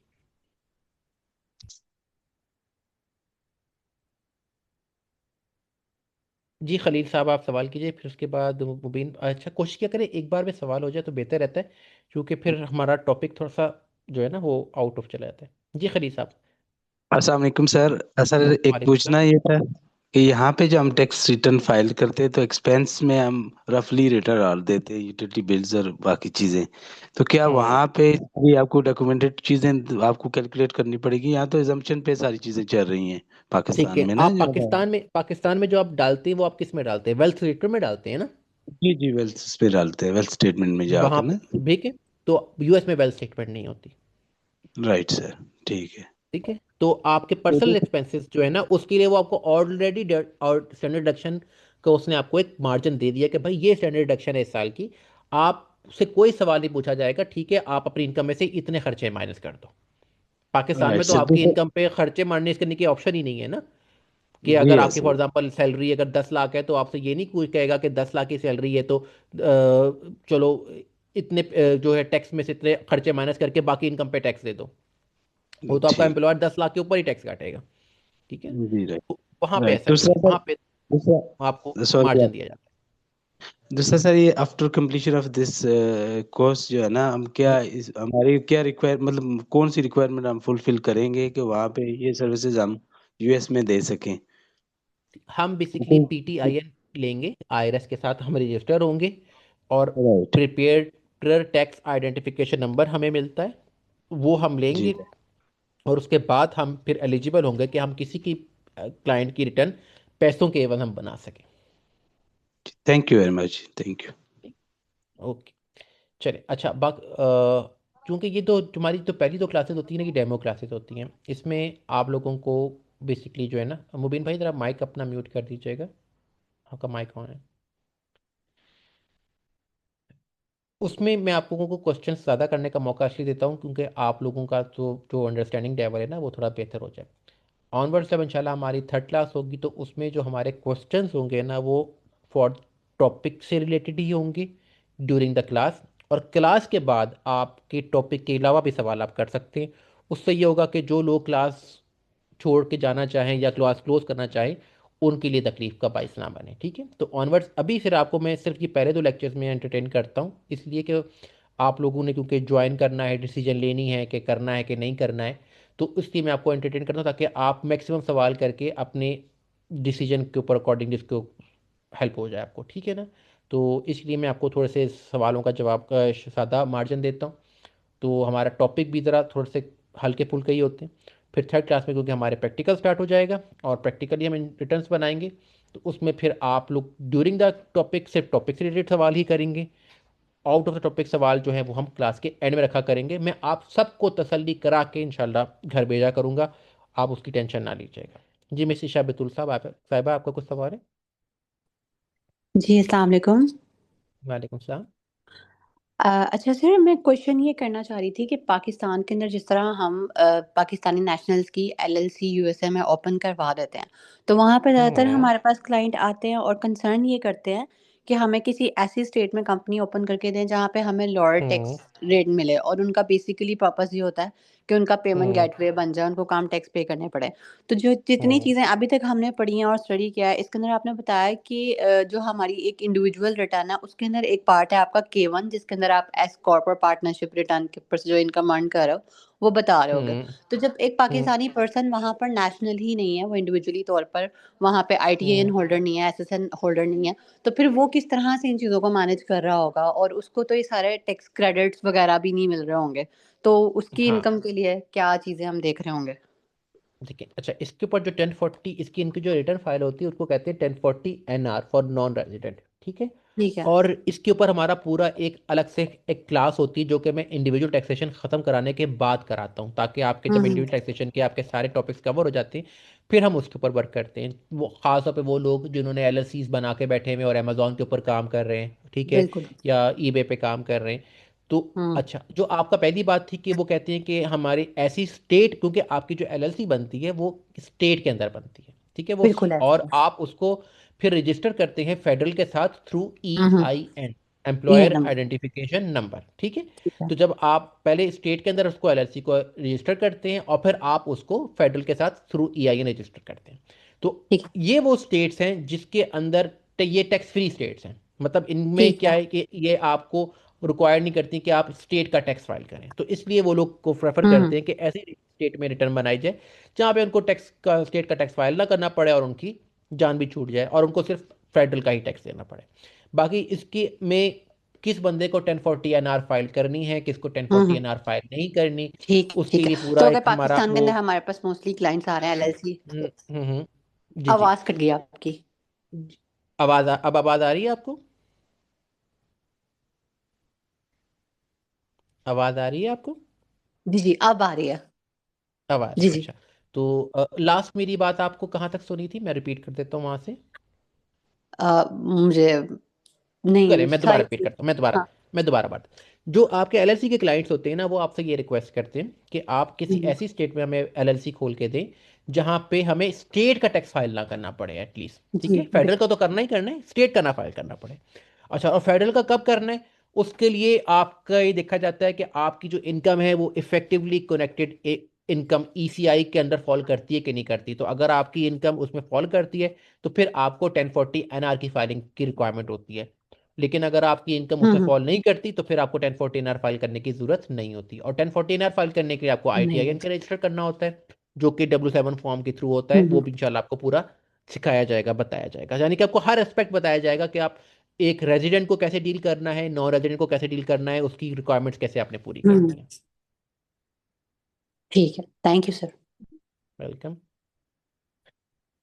अच्छा जी, आगे बढ़ते हैं। अब हम थोड़ा सा जरा फॉर्म्स के बारे में देखते हैं कि किस तरह के फॉर्म्स होते हैं, क्या क्या चीज़ें इसमें होती हैं। सबसे पहले हमारे पास होता है इंडिविजुअल में 1040 का फॉर्म, ठीक है, जो कि मैंने कल भी दिखाया था, मैं आज दोबारा दिखा देता हूँ आपको कि 1040 का फॉर्म की शक्ल कैसी होती है, ठीक है। ये आपको सिर्फ दिखा इसलिए रहा हूँ कि आप देख देख के ना आपकी याददाश्त में, मेमोरी में चीज़ें बैठेंगी। रिपीट कर रहा हूँ बार बार इसलिए ताकि आपकी मेमोरी के अंदर वो चीज़ें बैठना शुरू हो और आपको याद करने का ना हो। आप जब चीज़ देखें तो आपको फौरन आपकी नज़र सीधा आपकी मर्जी की फिगर के ऊपर जाए जहाँ पे आप देखना चाहते हैं, ठीक है। जितना आप चीज़ों को देखेंगे और मैं रिपीट करूंगा चीज़ों को आपके जहमान दिमाग में हैमरिंग के थ्रू, तो इंशाल्लाह आपको चीज़ें क्लियर होना शुरू हो जाएंगी। अब जो 2025 की रिटर्न जो 1040 का फॉर्म है ना, ये थोड़ा उन्होंने चेंज कर दिया है ओबामा जो अपना ट्रम्प साहब ने। तो इसमें आपका इस तरह का 1040 की रिटर्न होती है, ठीक है, 2 पेजेस के ऊपर ही होती है। उसमें आपका नाम, आपका सोशल सिक्योरिटी नंबर, आपका एड्रेस आ रहा होता है, फिर आपके यहाँ पे स्टेटस आ रहे होते हैं, ठीक है, कि आप किस स्टेटस के अंदर फाइल कर रहे हैं। फिर आपके बच्चों के नाम शाम सारे यहाँ पे उनके सोशल सिक्योरिटी नंबर आ रहे होते हैं। फिर उसके बाद नीचे आपका जो है ना वो आपकी इनकम की इंफॉर्मेशन और एक्सपेंस डिडक्शंस वगैरह सारी आ जाती है, ठीक है ना। आपकी W2 की इनकम है, कोई बिजनेस इनकम है, वो सारी मुख्तलिफ स्केजुअल्स के थ्रू रूट होके आती है, ठीक है। ये देखिए IRA डिस्ट्रीब्यूशन, IRA कंट्रीब्यूशन सारी यहाँ पे आपके पास खुद ही ऑटोमेटिकली टिक वो आ जाती है, सॉफ्टवेयर ऑटोमेटिकली उठा रहा होता है। फिर उसके बाद मैंने आपको जिस तरह बताया कि आपकी जब टोटल इनकम यहाँ पे आपकी कैलकुलेट होती है, उसमें से आपको एडजस्टमेंट्स जो हैं वो आपकी स्केजूल 1 के थ्रू राउट होके आती हैं। तो स्केजूल 1 हम जब कभी देखना चाहें तो आगे, खैर वहाँ यहाँ पे तो मैं आपको दिखा देता हूँ कि ये आपका स्केजूल 1 होता है इस तरह का। उसके अंदर आपका सारा, ये देखें स्केजूल 1 आपका, इसके अंदर सारी उसकी उससे रिलेटेड इन्फॉर्मेशन आ रही होती है, ठीक है। तो ये सारी आपकी राउट होके उसका टोटल सम होके यहाँ पे 10 में हिट होता है। फिर उसके बाद आपकी एडजस्टेड ग्रॉस इनकम खुद ही ऑटोमेटिकली यहाँ पे माइनस होके आ जाती है। फिर उसके बाद आपकी deductions, standard deduction, automised deduction क्या है वो आपकी यहाँ पे सारी स्केजूल 1 के थ्रू आ रही होती है। स्केजूल 1 है आपका इस तरह का दिखता है। तो ये मुख्तलिफ तरह के इंटरनल फॉर्म्स हैं जो कि हम आगे चल के 1 बाय 1 देखेंगे। ये देखें, ये स्केजूल 1 है, ठीक है ना, यहाँ पे ये सारे फॉर्म है। अब इसको आपको देख के परेशान होने की जरूरत नहीं कि इसमें तो पता नहीं क्या क्या चीज़ें लिखी हुई हैं। ये सॉफ्टवेयर खुद बनाएगा, आपको बस पढ़ना आना चाहिए, आपको पता होना चाहिए कौन सी चीज़ कहाँ पे है। जितना आप इन चीज़ों को देखते रहेंगे आपको खुद ही याद हो जाएंगी। फिर उसके बाद आपकी टैक्स लाइबिलिटी की जो भी टैक्सेबल इनकम है आपकी यहाँ पे 15 बॉक्स में कैलकुलेट होती है। फिर उसके ऊपर टैक्स आपका 16 बॉक्स में कैलकुलेट होता है। फिर उसमें आपके ये डिडक्शन, चाइल्ड टैक्स क्रेडिट वगैरह ये सारी आपकी माइनस हो रही होती हैं। और सेल्फ एम्प्लॉयमेंट टैक्स आपका यहाँ पे ऐड हो रहा होता है लाइन 21 में। फिर उसके बाद और मजीद पेमेंट्स वगैरह रिफंड्स आपके सारे यहाँ पे कैलकुलेट होकर आपको या तो टैक्स लाइबिलिटी बन जाती है, ये रिफंड बन जाता है जहाँ पे बॉक्स बॉक्स नंबर 35 में। और आपका अकाउंट नंबर यहाँ पे लिखा होता है जिसके अंदर आपके पैसे रिफंड के तौर पे वापस चले जाते हैं। और या अगर आपकी कोई लाइबिलिटी बन रही होती है तो वो आपके 37 के अंदर आ रही होती है। और अगर आप लेट फाइल कर रहे होते हैं ड्यू डेट से बाद तो आपको पेनल्टी भी यहाँ पे ऐड होके आ रही होती है। नीचे आप देखेंगे तो नीचे उसके साइन वगैरह सारा आ रहा होता है। और अगर आपने किसी प्रिपेयर से बनाई होती है तो फिर प्रिपेयर की इन्फॉर्मेशन यहाँ पे आप मेंशन होती है, जिसमें अगर वो इंडिविजुअल है तो यहाँ पे आ जाएगा, अगर फर्म है तो यहाँ पे नाम आ जाएगा, उसका पीटीआई नंबर आ जाएगा, उसका फ़ोन नंबर, उसका ईआईएन वगैरह जो भी होगा वो सारा यहाँ पे आ जाता है। ताकि वो भी ट्रैक कर रहे होते हैं कि कौन किसकी रिटर्न बना रहा है, ताकि कल को अगर किसी रिटर्न में हैंकी पैंकी है और वो क्लाइंट की तरफ से नहीं है और वो प्रिपेयर की गलती है तो फिर वो प्रिपेयर को पकड़ते हैं। अदरवाइज पहले वो क्लाइंट को ही पे देते हैं। तो आपको जब आप रिटर्न्स बनाएंगे तो मैं आपको बताऊंगा कि आपने डाटा किस तरह लेना है, अपने आप को सिक्योर किस तरह चलना है, ताकि कल को आपके ऊपर कोई उंगली ना उठा सके। खैर आगे चलते हैं। 1040 एसआर के बारे में क्या, ये सीनियर सिटीजन की रिटर्न होती है। इसमें कोई खास वो मतलब वो नहीं होता, बस ये होता है कि ये 3 या 4 पेजेस पे होती है। इसमें बस बड़ा बड़ा लिखा होता है, सिर्फ इतना फ़र्क होता है। ये सीनियर सिटीजन की जो होती है, जो आपके ये एज 65 या अबव होते हैं ना, ये उनके लिए बनाई जाती है। ठीक है, अब आप ये देखें ये 4 पेजेस पे आ रही है। ठीक है, इसमें वो चीज़ें वही हैं, बॉक्सेस वही हैं, बस सिर्फ बड़ा बड़ा करके थोड़ा सा लिख दिया, फॉन्ट बड़ा कर दिया। तो ये उनके लिए बनाई जाती है ताकि वो ज़रा इसको पढ़ने के काबिल हो। फिर उसके बाद आपके पास आ जाती है 1040 एनआर, ये नॉन रेजिडेंट की रिटर्न होती है। ये भी ऑलमोस्ट 1040 की तरह ही होती है। फिर अगर आपको अमेंड करना पड़ जाए, कोई मिस्टेक ठीक करना पड़ जाए, या कोई इनकम आप रिपोर्ट करना भूल गए थे या आईआरएस के साथ नोटिस आ गया, तो आप उसको 1040 एक्स के थ्रू अमेंड कर सकते हैं। फिर मैंने आपको जैसा दिखाया कि ये आपके स्केजुअल ए, स्केजुअल बी, स्केजुअल सी या मुख्तलिफ आपके आपके स्केजुअल्स होते हैं जो आपके ये इंटरनल फॉर्म ऑटोमेटिकली क्रिएट होते हैं। जिसमें क्या होता है जी, स्केजुअल ए में आपकी सारी आइटमाइज डिडक्शन से रिलेटेड इन्फॉर्मेशन आ रही होती है। ठीक है, जिसमें आपके ये मॉर्गेज इंटरेस्ट, लोकल टैक्सेस वगैरह सारी इन्फॉर्मेशन यहाँ से इसके थ्रू टोटल होके आती है। फिर इसके बाद आपका स्केजुअल बी जो है, इसके अंदर आपकी इंटरेस्ट इनकम और डिविडेंड इनकम वगैरह सारी यहाँ पे रिपोर्ट होके आ रही होती है, अगर आपने कोई डिविडेंड लिया है।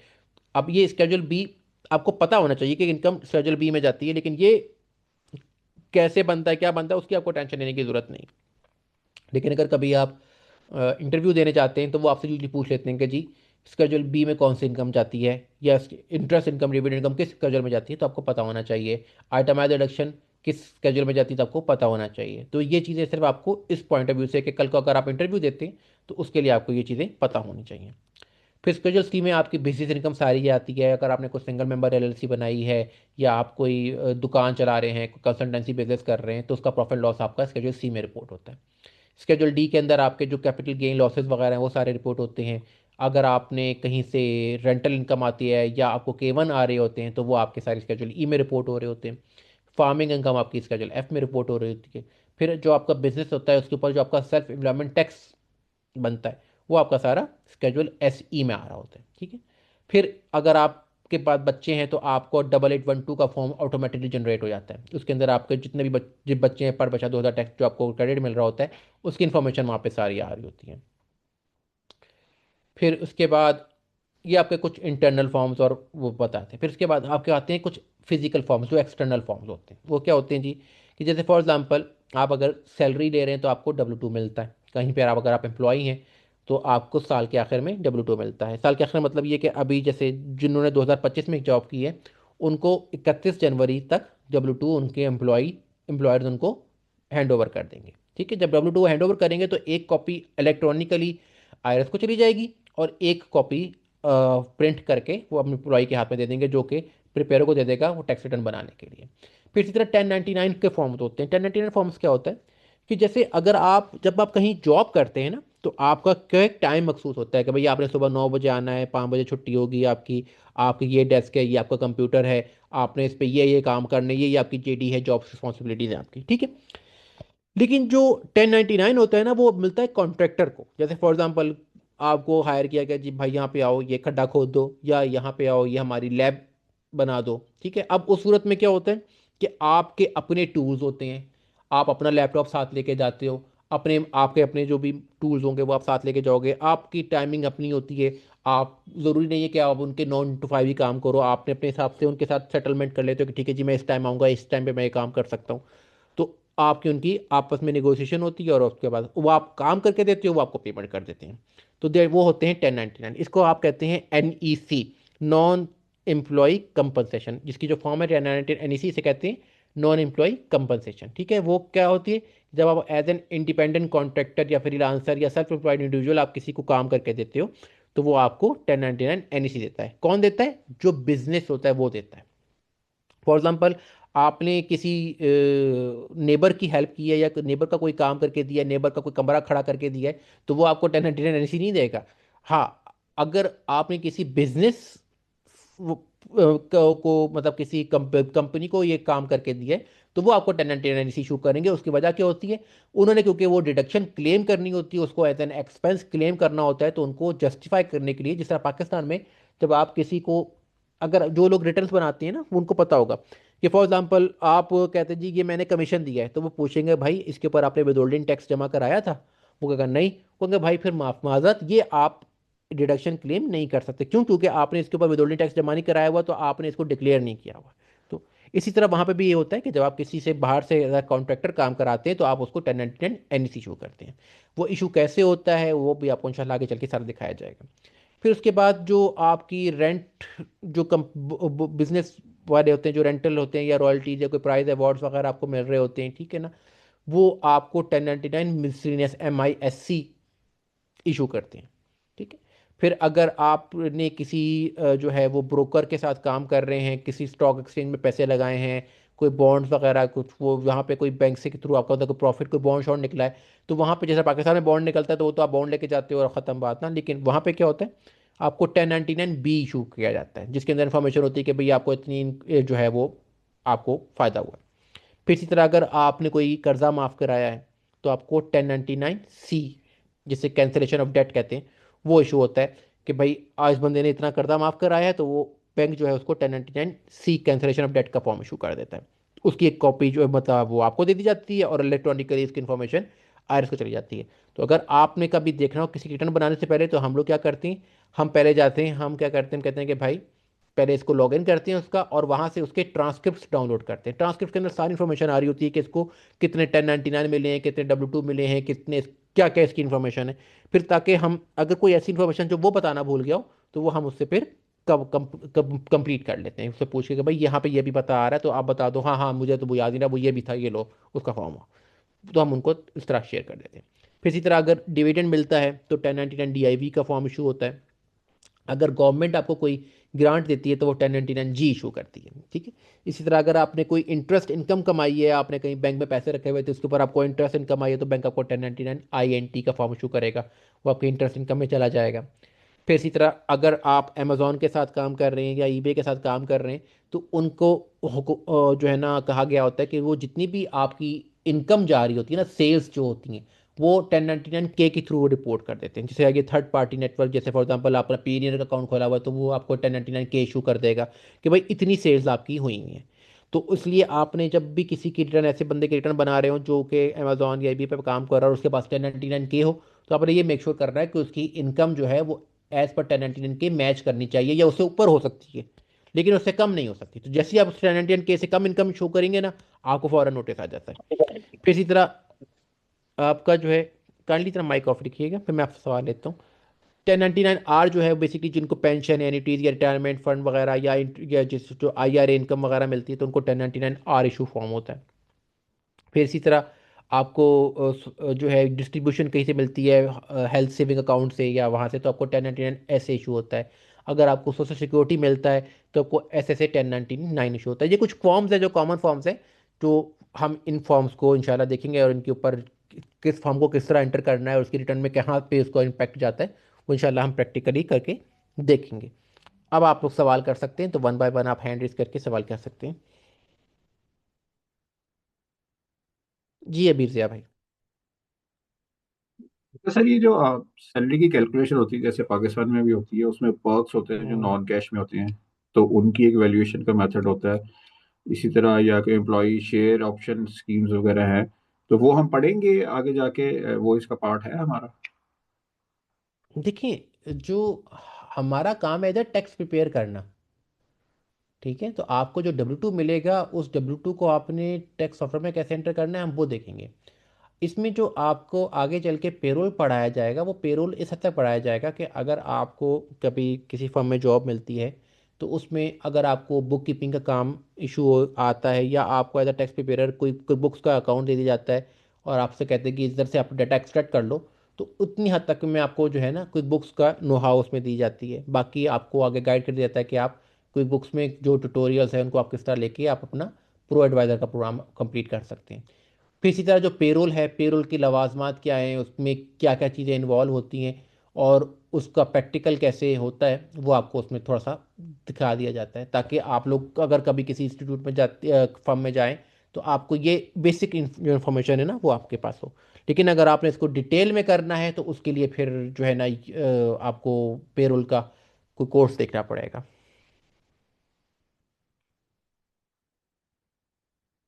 ठीक है भाई। जी थैंक यू। वेलकम। जी नसीम भाई। सर अभी आपने ये 1099 फॉर्म के बारे में इंफॉर्मेशन दी है हमें। आप हम्म। ये कह रहे हैं कि ये 1099 फॉर्म जो है वो इंस्टीट्यूशन जो होते हैं वो इशू करेंगे। आया ये जी, इंडिविजुअल्स को अगर आप सर्विसेज दे रहे हैं तो वो क्या फिर इशू करेंगे? वो आपको इशू नहीं करेंगे। जैसे फॉर एग्जांपल, आप हम्म। कॉन्ट्रैक्टर हैं, ठीक है, आप जो है ना ये घर शहर बनाते हैं, ठीक है, रिमॉडलिंग करते हैं। तो ओके। अब एक बंदा जो अपने घर में रह रहा है, वो अगर आपको किसी काम के लिए हायर करता है कि जी मेरा घर रिमॉडल कर दो या मेरा कमरा बना दो, तो वो आपको 1099 इशू नहीं करेगा। उसकी वजह ये है कि उसने कोई इसका बिजनेस एक्सपेंस क्लेम नहीं करना, वो तो अपना ओ, इंडिविजुअल है ना। ठीक है। लेकिन जब आपको बिजनेस आपको हायर करेगा कोई, तो वो क्योंकि इसको अपना बिजनेस का एक एक्सपेंस क्लेम करेगा, तो वो आपको 1099 इशू करेगा। अच्छा, इसका मतलब है कि वो जैसे अपने बिजनेस एक्सपेंसेस को क्लेम करने के लिए ये आपको इशू करेगा। जी और जी जी। आपके लिए क्या फायदा होगा इसका कि ये आपकी इनकम, ग्रॉस इनकम में ऐड होंगी? देखिए, आप अगर तो जो आपके 1099 इशू हुए हैं वो तो इनकम आप छुपा नहीं सकते, ठीक है ना, वो तो आपको बतानी पड़ेगी। बाकी ठीक है। वो इनकम जो आपको 1099 के बदले नहीं मिला लेकिन आपकी बैंक स्टेटमेंट्स में आ रही हैं, तो कल को अगर खुदा न खास्ता ऑडिट खुलता है और बैंक स्टेटमेंट्स आपको दिखानी पड़ती हैं, तो फिर आपको उसकी जस्टिफिकेशन देना पड़ सकती है। ठीक ओके। है, तो अगर इसलिए बेहतर अगर होता वो है कि वो लोग ना छुपाएं, क्योंकि कल को अगर अगर कभी भी ऑडिट खुल गया 2 साल जी 3 साल जी। 4 साल बाद, तो फिर आपको बताना पड़ेगा कि भाई ये इनकम जो वो बैंक स्टेटमेंट जब आप उनको दिखाएंगे तो वो पूछेंगे भी कि भाई ये पैसे कहाँ से आए, ये पैसे कहाँ से। चलो कैश तो आप छुपा सकते हैं, लेकिन बैंक ट्रांसफर तो आप नहीं छुपा सकते ना। बस यही मेरा सवाल था कि अगर वो हम्म कैश में कह रहा है तो वो कैश को आप उसको हाइड कर सकते हो। हम्म। ओके। लेकिन लूप होल्स हर जगह होते हैं। बिल्कुल बाकी बिल्कुल, यही। इसमें ये भी होता है फिर कि आपने अपनी इनकम को कितना शो करते हैं, कुछ कितना वाइट रखना है, क्या साफ रखना है, ये हर मुल्क में होता है। ये नहीं कह सकते कि हर कोई मुल्क दूध का धुला है, लेकिन ये कि कुछ ज़्यादा लोग हैंकी पंकी करते हैं, कुछ मुल्क में बहुत कम होती हैं। ओके सर, एक और क्वेश्चन था मेरा। जिस हम्म तरह पाकिस्तान में अभी जो एफबीआर जो है बैंक स्टेटमेंट्स को उठाता है और आपकी वो बिजनेस अकाउंट को उठाता है और सारी को वो सेल डिक्लेयर करता है, लेकिन हायर कोर्ट में जब वो अपील में जाते हैं तो हम्म। काफी डिसीजंस हायर कोर्ट के आए हैं कि आप इसको पूरी बिजनेस इनकम, क्रेडिट साइड को पूरी बिजनेस इनकम डिक्लेयर नहीं कर सकते। इसमें बिल्कुल। मिसाल के तौर पे कि आपने एक बंदे को लोन दिया है और हम्म महीने बाद उसने आपको लोन वापस कर दिया है, तो वही आपकी हम्म डेबिट भी हुई है और क्रेडिट भी हुई है। तो ये तो नहीं कि आपकी क्रेडिट उससे बढ़ गई है, तो वो आपकी हम्म सेल नहीं हो सकती। आया उधर भी इस तरह ही ट्रीटमेंट की जाती है या उधर की ट्रीटमेंट कुछ अलग है? हम्म। देखिए, वहां पे इस तरह की नहीं है हरकतें जिस तरह एफबीआर करता है, क्योंकि एफबीआर में जो लोग बैठे हुए हैं ना उनको तो खुद नहीं पता कि बैलेंस शीट कैसे टैली करते हैं, हम्म। मतलब माजरत के साथ। जब आपको ठीक याद होगा अभी पिछले दिनों जब ये सेल्स टैक्स की रिक्वायरमेट हुई थी कि जी बैलेंस शीट वाली, तो आपको खुद बिल्कुल पता है कि क्या क्या ब्लंडर्स हुए हैं। ठीक है ना, उनको बिल्कुल। खुद नहीं पता था कि हमने करना क्या क्या नहीं करना, और उल्टे सीधे नोटिस इशू कर रहे थे। तो हम्म। वहां पे उन लोगों को ये नहीं सिखाया जाता, उनको कहते हैं भाई जहां पे आके जिधर आके फंसता है ना बस फंसा लो उसको, उससे पैसे अच्छा, निकलवा लो। ठीक है ठीक ना, है। तो यहाँ पे ये ऐसा है, वहां पे ऐसा नहीं है। वहां पे जब आपका वहां पे बेसिकली वो लोग जो है ना एआई बेस्ड अब काम करते हैं मेजोरिटी। तो अगर हम्म। आपका ऑडिट खुलता है तो वो आपको एआई के थ्रू ही आपको पिक किया जाता है। अगर आपकी ओके। इंफॉर्मेशन कुछ इस तरह की आ रही है, क्योंकि जाहिर बात है वो बिजनेस देख रहे होते हैं। अब आपका जब आप बिजनेस का इनकम आप सारी डालते हैं, तो आपको वहां पे NAICS कोड सेलेक्ट करना होता है। ठीक है, तो वहां पे ओके। मुख्तलिफ तरह के NAICS कोड होते हैं। जब आप अपन जो आपकी बिजनेस को डिफाइन करते हैं कि फॉर एग्जांपल अगर आप कोई रिटेल मर्चेंडाइज कर रहे हैं तो आप 544000 कुछ तरह कोड है वो आप डालेंगे। अगर आप IT सर्विसेज दे रहे हैं तो आप 51416 इस तरह कुछ करके कोड है वो डालते हैं। तो आपको अब एक IT में भी वो आगे फिर उसकी 10 किस्में होती हैं। तो वो इस तरह हर इनकम को वो डिफाइन करते हैं NAICS कोड के थ्रू। और ऑब्वियसली जब आपकी इनकम वहाँ पे सारी रिपोर्ट होती है तो वो देखते हैं कि भाई इस NAIC स्कोर में कितनी इनकम रिपोर्ट हुई है, इस NAIC में कितनी रिपोर्ट हुई है, किस रीजन से रिपोर्ट हुई है, किस इलाके से हुई है। तो वो AI सारा डेटा देख रहा होता है। अब उसमें अगर आपने इनकम जो है वो एक वहाँ की जो एक एवरेज अमाउंट है उसके हिसाब से बताई हुई है, या उसमें कोई हैंकी पैंकी इस तरह की हुई, तो वो यूजली AI डिटेक्ट करता है। नॉर्मली अगर उसको नज़र आती है तो वो आपको ऑडिट के लिए बुला लेता है। वो फिर आपसे डाटा मांगते हैं, तो आप उनको जब डाटा देते हैं ना तो वो डाटा का कुछ भी नहीं करते, वो उठा के डाटा फेंकते हैं सारा AI के सॉफ्टवेयर के अंदर। वो AI खुद ही हम्म। निकाल के बता देता है कि इसमें ये मेरे हिसाब से लग रहा है, और इसमें ये चीज़ें हो सकती हैं। तो तो उसमें फिर वो इट्स आपसे फर्दर इन्फॉर्मेशन ले लेते हैं। जी, तो इट्स अगर मींस आपके कहने के मुताबिक जो मुझे अंडरस्टैंडिंग हो रही है कि वहां पर अगर आपने एक बिजनेस अकाउंट खोला है तो उसमें सिर्फ आपकी बिजनेस ट्रांजैक्शंस होंगी। अगर बिल्कुल आपका पर्सनल अकाउंट है तो उसमें आपकी पर्सनल, तो वो आपके बिल्कुल पर्सनल को ही टच करेंगे। आपके बिजनेस अकाउंट में जो भी ट्रांजैक्शन होगी वो आपकी बिजनेस एंट्री कंसिडर की जाएगी। बिल्कुल ऐसे ही। Okay. Okay sir, thank you. Welcome. जी मिस कफ़िया इमरान। अस्सलाम वालेकुम सर। वालेकुम सलाम। तो सर आपने ये एक बताया था 1099 की फॉर्म का, तो मेरा क्वेश्चन ये था कि ये जितने भी ई कॉमर्स बिजनेस होते हैं, जैसे आपने इसमें अमेजोन का सिर्फ डिस्कस किया है, तो जितने भी ई कॉमर्स बिजनेस होते हैं, फॉर एग्जांपल अगर हम शॉपिफाई के थ्रू कर रहे हैं या कोई अपनी वेबसाइट के थ्रू हम्म कर रहे हैं, तो वो भी सारे हम्म इसी में फॉल करेंगे। देखिए मैंने आपको जो बात कर रहा हूँ वो 1099K की बात की थी, आप उसकी बात कर रही हैं। जी जी। ठीक है, 1099K क्या होता है? जैसे फॉर एग्जांपल अगर आपने अमेजोन पे काम कर रही हैं, शॉपिफाई पे काम कर रही हैं, या eBay पे काम कर रही हैं, तो वो हम्म। जो जो भी आपकी इनकम जब वो आती है और आपके बैंक अकाउंट में वो पैसे ट्रांसफ़र करते हैं ना, जैसे वो जी जी। पेनियर हो गया, वो पेपॉल हो गया, तो वो जो हम्म। थर्ड पार्टी नेटवर्क्स होते हैं ना, हम्म। वो क्या करते हैं, वो उसको ट्रैक करते हैं कि अच्छा ये अमेजोन से है, ये तो ये इनकम है। ठीक जी है, तो वो जी जी। आपको एक इशू करते हैं कि भाई कि आपने जो ये मुख्तलिफ मार्केट प्लेसेस से जो पैसे कमाए हैं ना, उसकी हम्म। टोटल अमाउंट इतनी है। ठीक है, मैं फॉर ठीक है एग्जांपल देखता हूँ, अगर मेरे पास कोई 1099K पड़ा हो तो मैं आपको एक सर, दिखा एक देता हूँ। रिक्वेस्ट आई थी कि एक बंदे का ई कॉमर्स बिजनेस था, वो रोमानिया का हम्म रेजिडेंट था।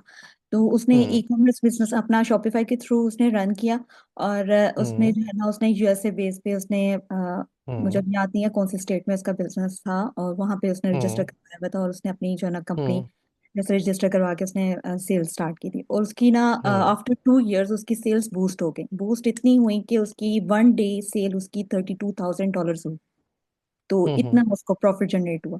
अब उसका हम्म कंसर्न ये था कि वो मैक्सिमम इसको कॉस्ट में डिक्लेयर करे, इन हम्म कोई भी फॉर्म जो उसका लगता है वहां पे जो भी। हम्म तो हम्म और उसको डिक्लेयर करके और ज्यादा से ज्यादा अर्निंग रोमानिया पे करे, क्योंकि एज अ रोमानिया में उसको वहां पे भी टैक्स पे करना पड़ेगा एज अ इनकम जो भी वो वहां हम्म से ला रहा है। तो हम्म एक तो डबल टैक्स ट्रीटी भी हो सकता है कुछ इस तरह से भी। तो इस तरह के सिनेरियो में क्या हो सकता है कि कैसे टैक्स रिड्यूस कर सकते हैं और हम उसकी कैसे हेल्प देखिए कर सकते हैं। ये जो है ना टॉपिक, ये जो आप बात कर रही हैं, हम्म। पहले आपको 1099K की शक्ल दिखा देता हूँ। ये देखिए, ये है 1099K। देख रही हैं, इसमें आपको बता रहा है कि जी फॉर एग्जांपल ये eBay की तरफ से आया हुआ है। ठीक है, और जी उसमें बता रहा है कि जी जनवरी में इतने पैसे आए, फरवरी में इतने आए, मार्च में इतने आए, ये इतने आए, ये बता जी रहा है।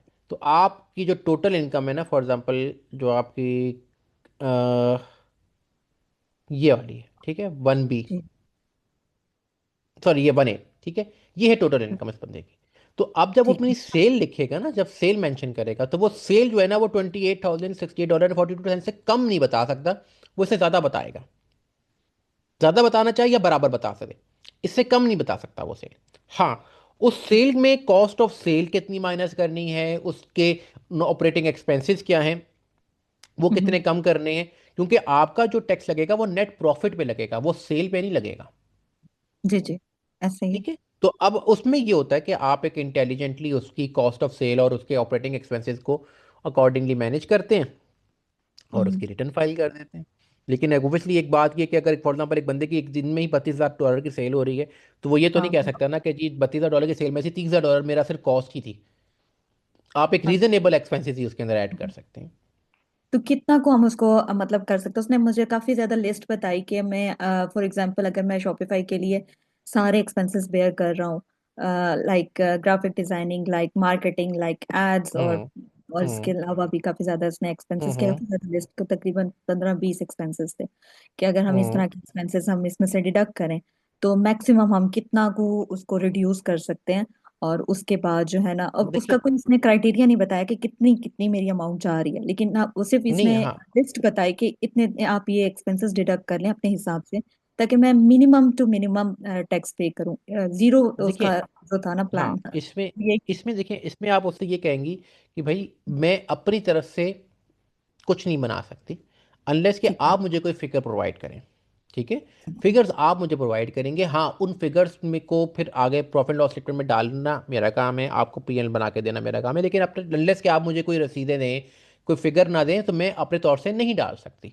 हाँ, अगर आप कहते हैं कि जी हवाई फिगर डाल दें, तो वो मैं मिनिमम मिनिमम फिगर्स डाल देती हूँ, तो फिर वो उसमें आपको कोई खास फायदा नहीं होगा।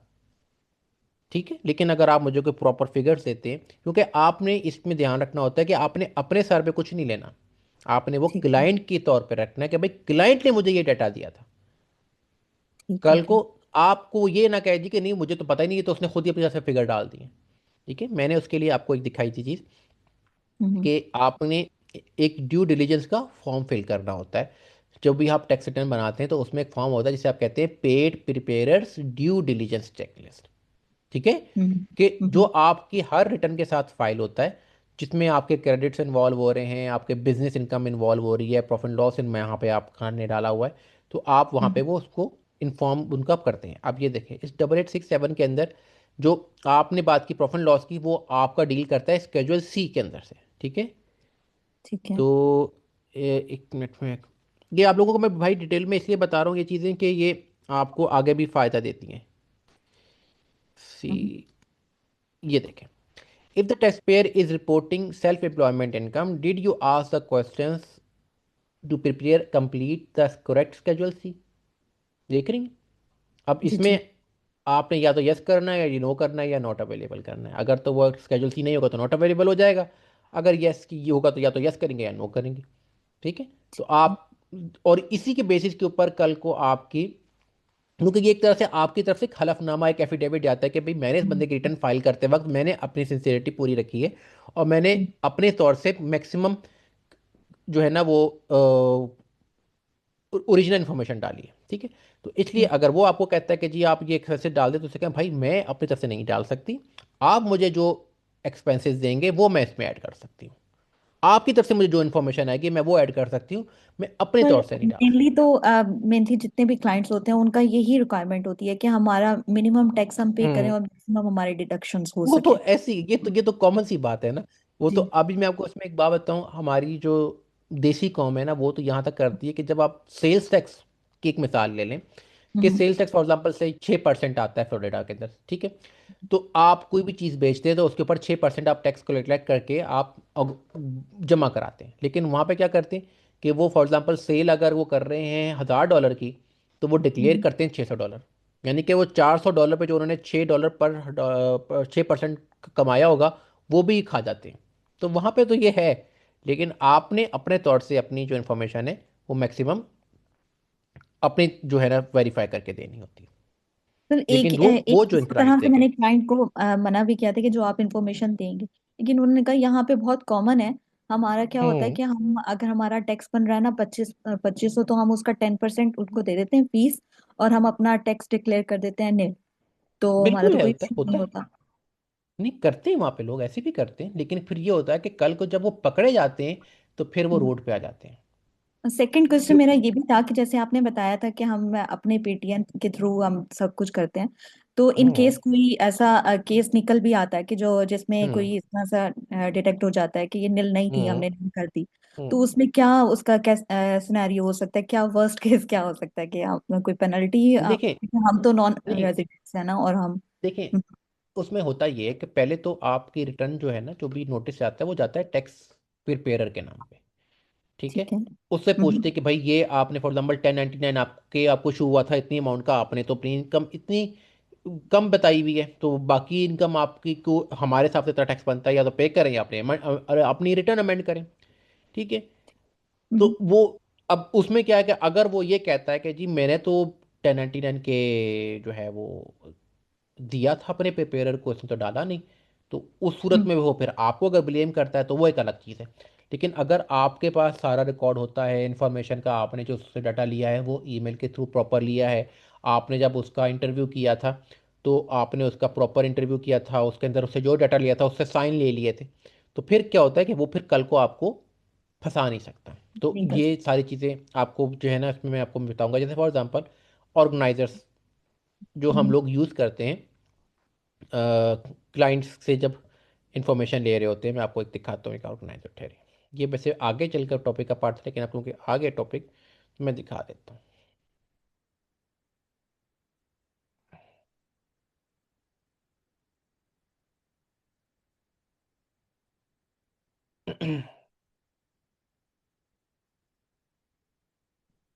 ये देखिए, ये आप टैक्स प्रोज वालों का एक ऑर्गेनाइजर मैं आपके सामने खोला, ठीक है। ये देख रही हैं कितनी सारी लाइनें लिखी हुई हैं, ये यही इसकी मकसद यही होता है कि कल को कोई हमारे पे ब्लेम ना करे। ठीक है। और यहाँ पे देखें फिर उसकी इन्फॉर्मेशन ली जाती है कि भाई क्या नाम था, सोशल सिक्योरिटी नंबर क्या था उसका, उसके डिपेंडेंट्स कितने थे, उसने क्या कोई साल में कोई मैरिटल स्टेटस तो नहीं चेंज हुआ, उसको कोई एड्रेस तो नहीं चेंज हुआ, उसमें कोई डिपेंडेंट्स में कोई इजाफा तो नहीं हुआ। ठीक है। उसने कोई अनरिपोर्टेड टिप्स तो लिए तो नहीं लिए, ये सारी इन्फॉर्मेशन आप उनसे पूछते हैं क्वेश्चन आंसर में। फिर उसके बाद उसकी इनकम कहाँ से है, GW2 में है, अटैच किया है कि नहीं किया, 1099 आर कोई मिला, SS 1099 कोई मिला, 1099 INT मिला कि नहीं मिला, 1099 DIV को मिला, K1 कितने रिसीव हुए, 1099 B कितने रिसीव हुए, ये आप सारे उनसे पूछते हैं। फिर उसके बाद आप उनसे अदर इनकम पूछते हैं, कोई एलिमनी वगैरह, कोई ज्यूरी ड्यूटी आपने की थी, कोई स्टेट इनकम टैक्स रिफंड आया था, कोई डिसेबिलिटी इनकम, कोई गैम्बलिंग की तरफ से कोई W2G आता है वो तो नहीं मिला आपको, आप वो उनसे पूछते हैं। तो ये ऑर्गेनाइजर का मकसद यही होता है कि आप हर एक्सपेक्ट को कवर कर लेते हैं। ठीक है। इसी तरह आपके कोई मेडिकल एक्सपेंसेस आइटमाइज रिडक्शन के लिए पूछ लेते हैं, कोई आपने जो टैक्सेस पे किए होते हैं, फिर आपने कोई इंटरेस्ट एक्सपेंसेस किए हैं, कोई चैरिटेबल कॉन्ट्रीब्यूशंस किए हैं, वो आप सारी इन्फॉर्मेशन लेते हैं। कोई नुकसान, कोई घर में चोरी शोरी हुई है तो वो पूछ लेते हैं, FIR की रिपोर्ट वगैरह आपसे देख ली। इसी तरह कोई ऐसे खर्चे, ये खैर प्रॉब्लम अब तो आगे चल के सिर्फ रखें। यही होती है कि इतना सारा डाटा क्लाइंट्स देते नहीं है, वो बस हाँ, बेसिकली देते सिर्फ नहीं है। बैंक स्टेटमेंट दे देते बिल्कुल हैं है। कि अपने इसी के बिल्कुल आप ऐसे। कर रहे हैं, और फिर बना के देते हैं हमें। हाँ, वो तो होता है, वो तो होता है, लेकिन देखिए एक तरीका होता है जिसे आप कहते हैं SOP के तौर पे साथ चलना, जिसमें जी। आप अपने आप को सेव करते हैं। अगर आपका क्लाइंट कर देता है तो वेल एंड गुड, नहीं तो उसमें आप अपन जो अक्सर होता क्या है कि टैक्स सीजन में क्योंकि रश बहुत ज़्यादा होता है, आपके पास भी हम्म। टाइम नहीं होता, क्लाइंट के पास भी टाइम नहीं होता, तो इसलिए लोग कहते हैं बस ठीक है ये रिटर्न पकड़ो, डाटा पकड़ो और बना दो। उसमें क्या होता है, आप कहते हो जैसे हम लोकल आवाज़ में कहते हैं ना, पेल दो, रिटर्न को पेल दो। तो वो हम्म। लोग क्या करते हैं, रिटर्न को ऐसे चीज कर देते हैं, ताकि अगर कोई बाद में चेंजेस हो, कोई मसला हो, कोई डिफरेंट हुआ, तो हम फिर अमेंडमेंट फाइल करके उसको दोबारा ठीक कर लेंगे। सारी बात है, जब अमेंडमेंट फाइल करनी पड़ेगी तो उनके भी पैसे दोबारा बन जाएंगे। तो अब आप ये देखेंगे एंड में उससे साइन सिग्नेचर इसीलिए ले लेते हैं कि ये ब्रदर यूजली क्लाइंट को दिया जाता है कि भाई आप अपनी इन्फॉर्मेशन इसमें डाल के हमें दे देते हैं। तो अगर तो क्लाइंट कर देता है तो वेल एंड गुड, नहीं करता तो आप नॉर्मल में तो यही होता है कि आप जैसे आप कह रही हैं कि 10 में से एक दो ही इसके ऊपर जाते हैं, 8 लोग जहमत नहीं करते इसकी करने की। जी बिल्कुल ऐसा ही है। जी मुझे ये कंफर्म कर दीजिएगा, e commerce, all e commerce business के लिए हम कौन सा टैक्स फाइल करते हैं, 1099 की ही यूज करते हैं? नहीं नहीं, 1099 के तो आपको मिलता है आपके थर्ड पार्टी नेटवर्क की तरफ से कि आप अपनी सेल्स फिगर को करेक्ट रखने के लिए कि भाई आपकी सेल्स इतनी ही हुई हैं, उसमें रिटर्न्स आप अलग से मेंशन करके आप अपनी सेल्स को कम कर सकते हैं। लेकिन वो आपको अपने जो भी सॉफ्टवेयर है आपका अमेजोन का या उसका, लेकिन सेल की टोटल फिगर आपकी वही जानी चाहिए। जब हम इंशाल्लाह स्केड्यूल सी की रिटर्न फाइल करेंगे ना, मुझे आप याद कराइएगा, मैं उसमें आपको 1099 के वाला टॉप का जो कॉन्सेप्ट है ना वहाँ पे आपको क्लियर करूंगा। तो इंशाल्लाह तो हमारा चौथा या पांचवा इस लेक्चर तरह होगा। के केसेस में हम कौन सा पे फॉर्म करते हैं, किसके थ्रू हम रिटर्न फाइल करते हैं? देखिए डिपेंड करता है कि आपका कंपनी का टैक्स का स्ट्रक्चर क्या है। अगर सिंगल मेंबर एलएलसी है तो उसका जो सी की रिटर्न में जाएगा 1040 के अंदर। अगर वो पार्टनरशिप है तो 1065 की रिटर्न बनेगी, उसका प्रॉफिट लॉस बना हुआ होगा। अगर वो सी कॉर्प है तो 1120 की रिटर्न जाएगी। ठीक है, ठीक है, ओके। ठीक है जी नसीम भाई। अस्सलाम वालेकुम सर। अच्छा सर, ये वालेकुम सलाम। काफिया का ही क्वेश्चन को मैं थोड़ा सा वो, इसमें आपने बहुत अच्छा ब्रीफ किया है इसमें, तो मैं हम्म। इसकी कॉन्सेप्शुअल के लिए एक चीज ऐड करना चाहता हूँ। काफिया जी जिस तरह प्लीज। बता रही थी कि उनके रोमानिया के जो क्लाइंट है वो हम्म। पर डे $32,000 पे अगर वो चले गए हैं सेल पे, तो हम्म। जो 1099 के है वो तो उसको एग्जैक्ट मिलेगी सेल रिपोर्ट। तो उसमें बिल्कुल फिर वो ट्रेडिंग अकाउंट अपना बनाए जिसमें उसकी कॉस्ट ऑफ सेल भी आएगी, उसकी ऐसे ही है। परचेजेस होंगी, उसकी ओपनिंग स्टॉक होंगी, उसकी क्लोजिंग होंगी, वो फिर एक ग्रॉस प्रॉफिट उसका निकलेगा। तो उसके हम्म। बाद उसके एक्सपेंडिचर उसको माइनस करने के मिलेंगे, और हम्म। फिर जाके उसका प्रॉफिट निकलेगा। तो आपको जो काफिया को यही बताना है कि आप उसका पहले ट्रेडिंग अकाउंट प्रॉपर बनाएं, और उसमें जो आपको एक्सपेंसेस जो अलाउ हैं, जिस तरह आपकी ऑनलाइन वो कह रही हैं कि ये पब्लिश भी करते हैं, इस तरह बहुत सारी वो ऑनलाइन एक्सपेंसेस भी करते हैं, वो सारे उसमें डालें, तो उससे उसका हम्म। नेट प्रॉफिट जो होगा वो तो बहुत कम हो जाएगा। बिल्कुल ऐसा ही है। उसमें मैंने भी इनको यही बताया था कि जो उनका टैक्स लगेगा वो नेट प्रॉफिट पे लगेगा, वो सेल्स पे नहीं लगेगा। लेकिन हम्म। लेकिन सर ये मकसद जो वो जो उनका पॉइंट ये है ना, एक्सपेंसेस, सॉरी टू उनका point disturb you basic. Guys, जी जी जी जी बता जी कि प्लीज। ये जो एक्सपेंसेस है ना ऑनलाइन, मे बी आप लोगों का भी एक्सपीरियंस रहा हो, क्योंकि ये जो एक्सपेंसेस हैं डिजिटल मार्केटिंग और ये सारे एक्सपेंसेस इतने नहीं है कि वो 32,000 सेल को कवर कर सके, क्योंकि वो प्रॉफिट है। वो नहीं, जो ई कॉमर्स काफिया, बिजनेस पे आ रहा है ना, वो उनके नहीं पास नहीं नहीं प्रॉफिट नहीं है। नहीं नहीं नहीं, काफिया आप थोड़ी सी अंडरस्टैंडिंग ये करें कि जो जी। सेल 32,000 सेल हो रही है वो सारा का सारा प्रॉफिट नहीं है। जारी बात है, उसमें उसने चीज परचेज भी की है, पर वो को। वो जो ड्रॉप शिपिंग अकाउंट्स होते हैं, जो ड्रॉप शिपिंग अकाउंट्स होते हैं, उनका ड्रॉप शिपिंग अकाउंट था बेसिकली।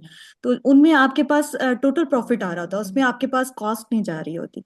तो वो सिर्फ इसमें आप उसके अंदर अपनी सर्विसेज के एक्सपेंसेस ऐड कर सकते हैं, लेकिन हाँ, कॉस्ट एज अ प्रोडक्ट की नहीं डिडक्ट कर सकते। वो फिर टेक्निकल सर्विसेज प्रोवाइड कर रहे हैं और द रेवेन्यू उसमें आ जाएगा, और उससे फिर एक्सपेंसेस माइनस करेंगे ना, उसमें जी जी ट्रेडिंग अकाउंट ही बनेगा फिर।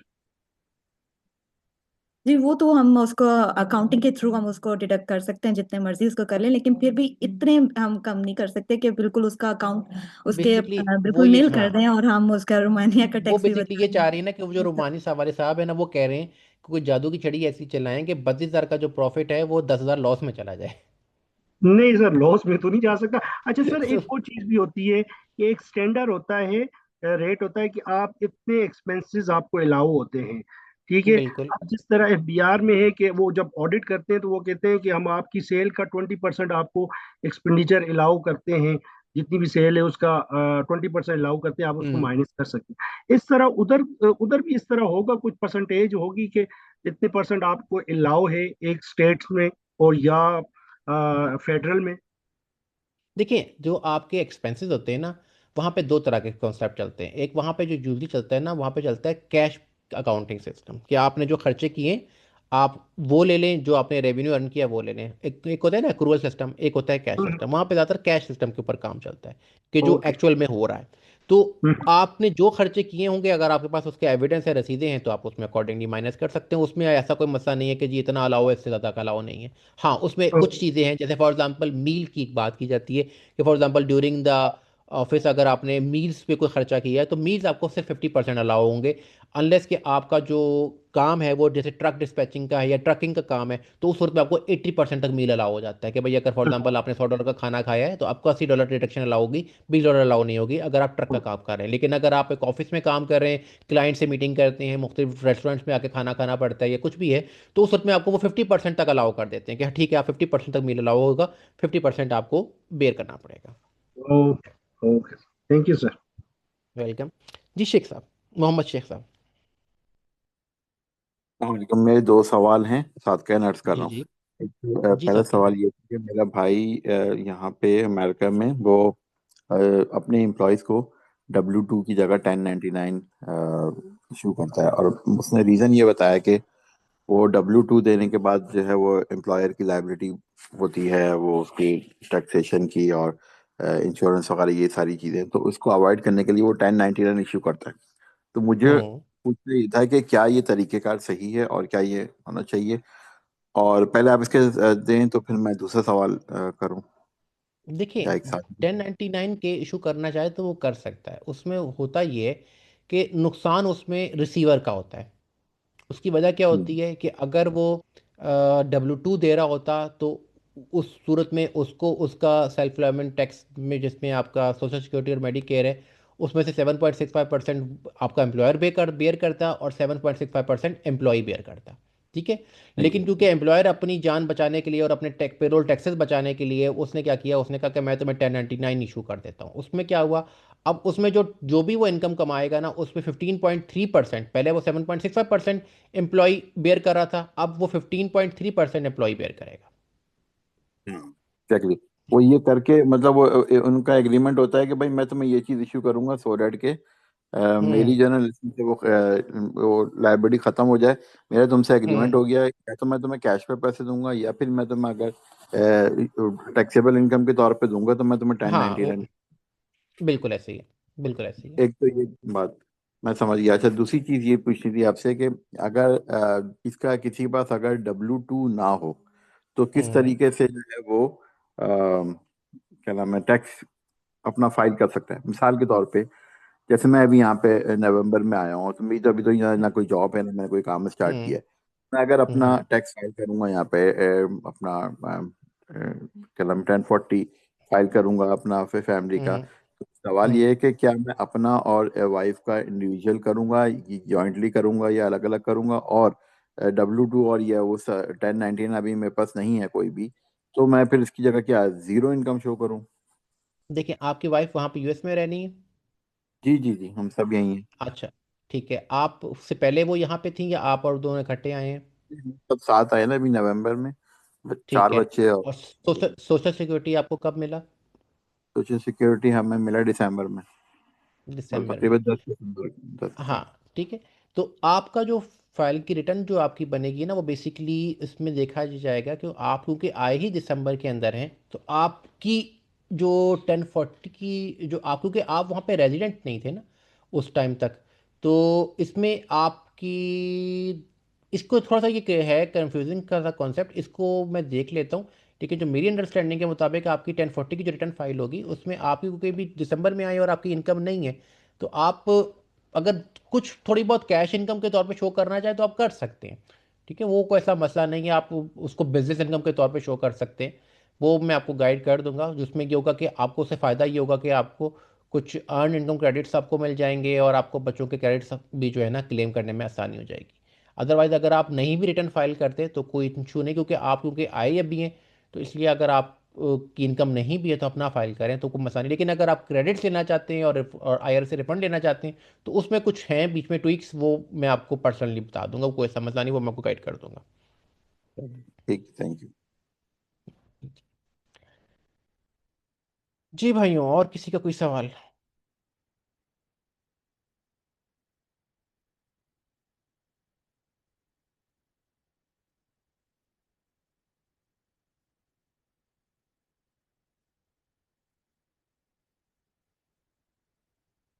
किसी का सवाल नहीं है?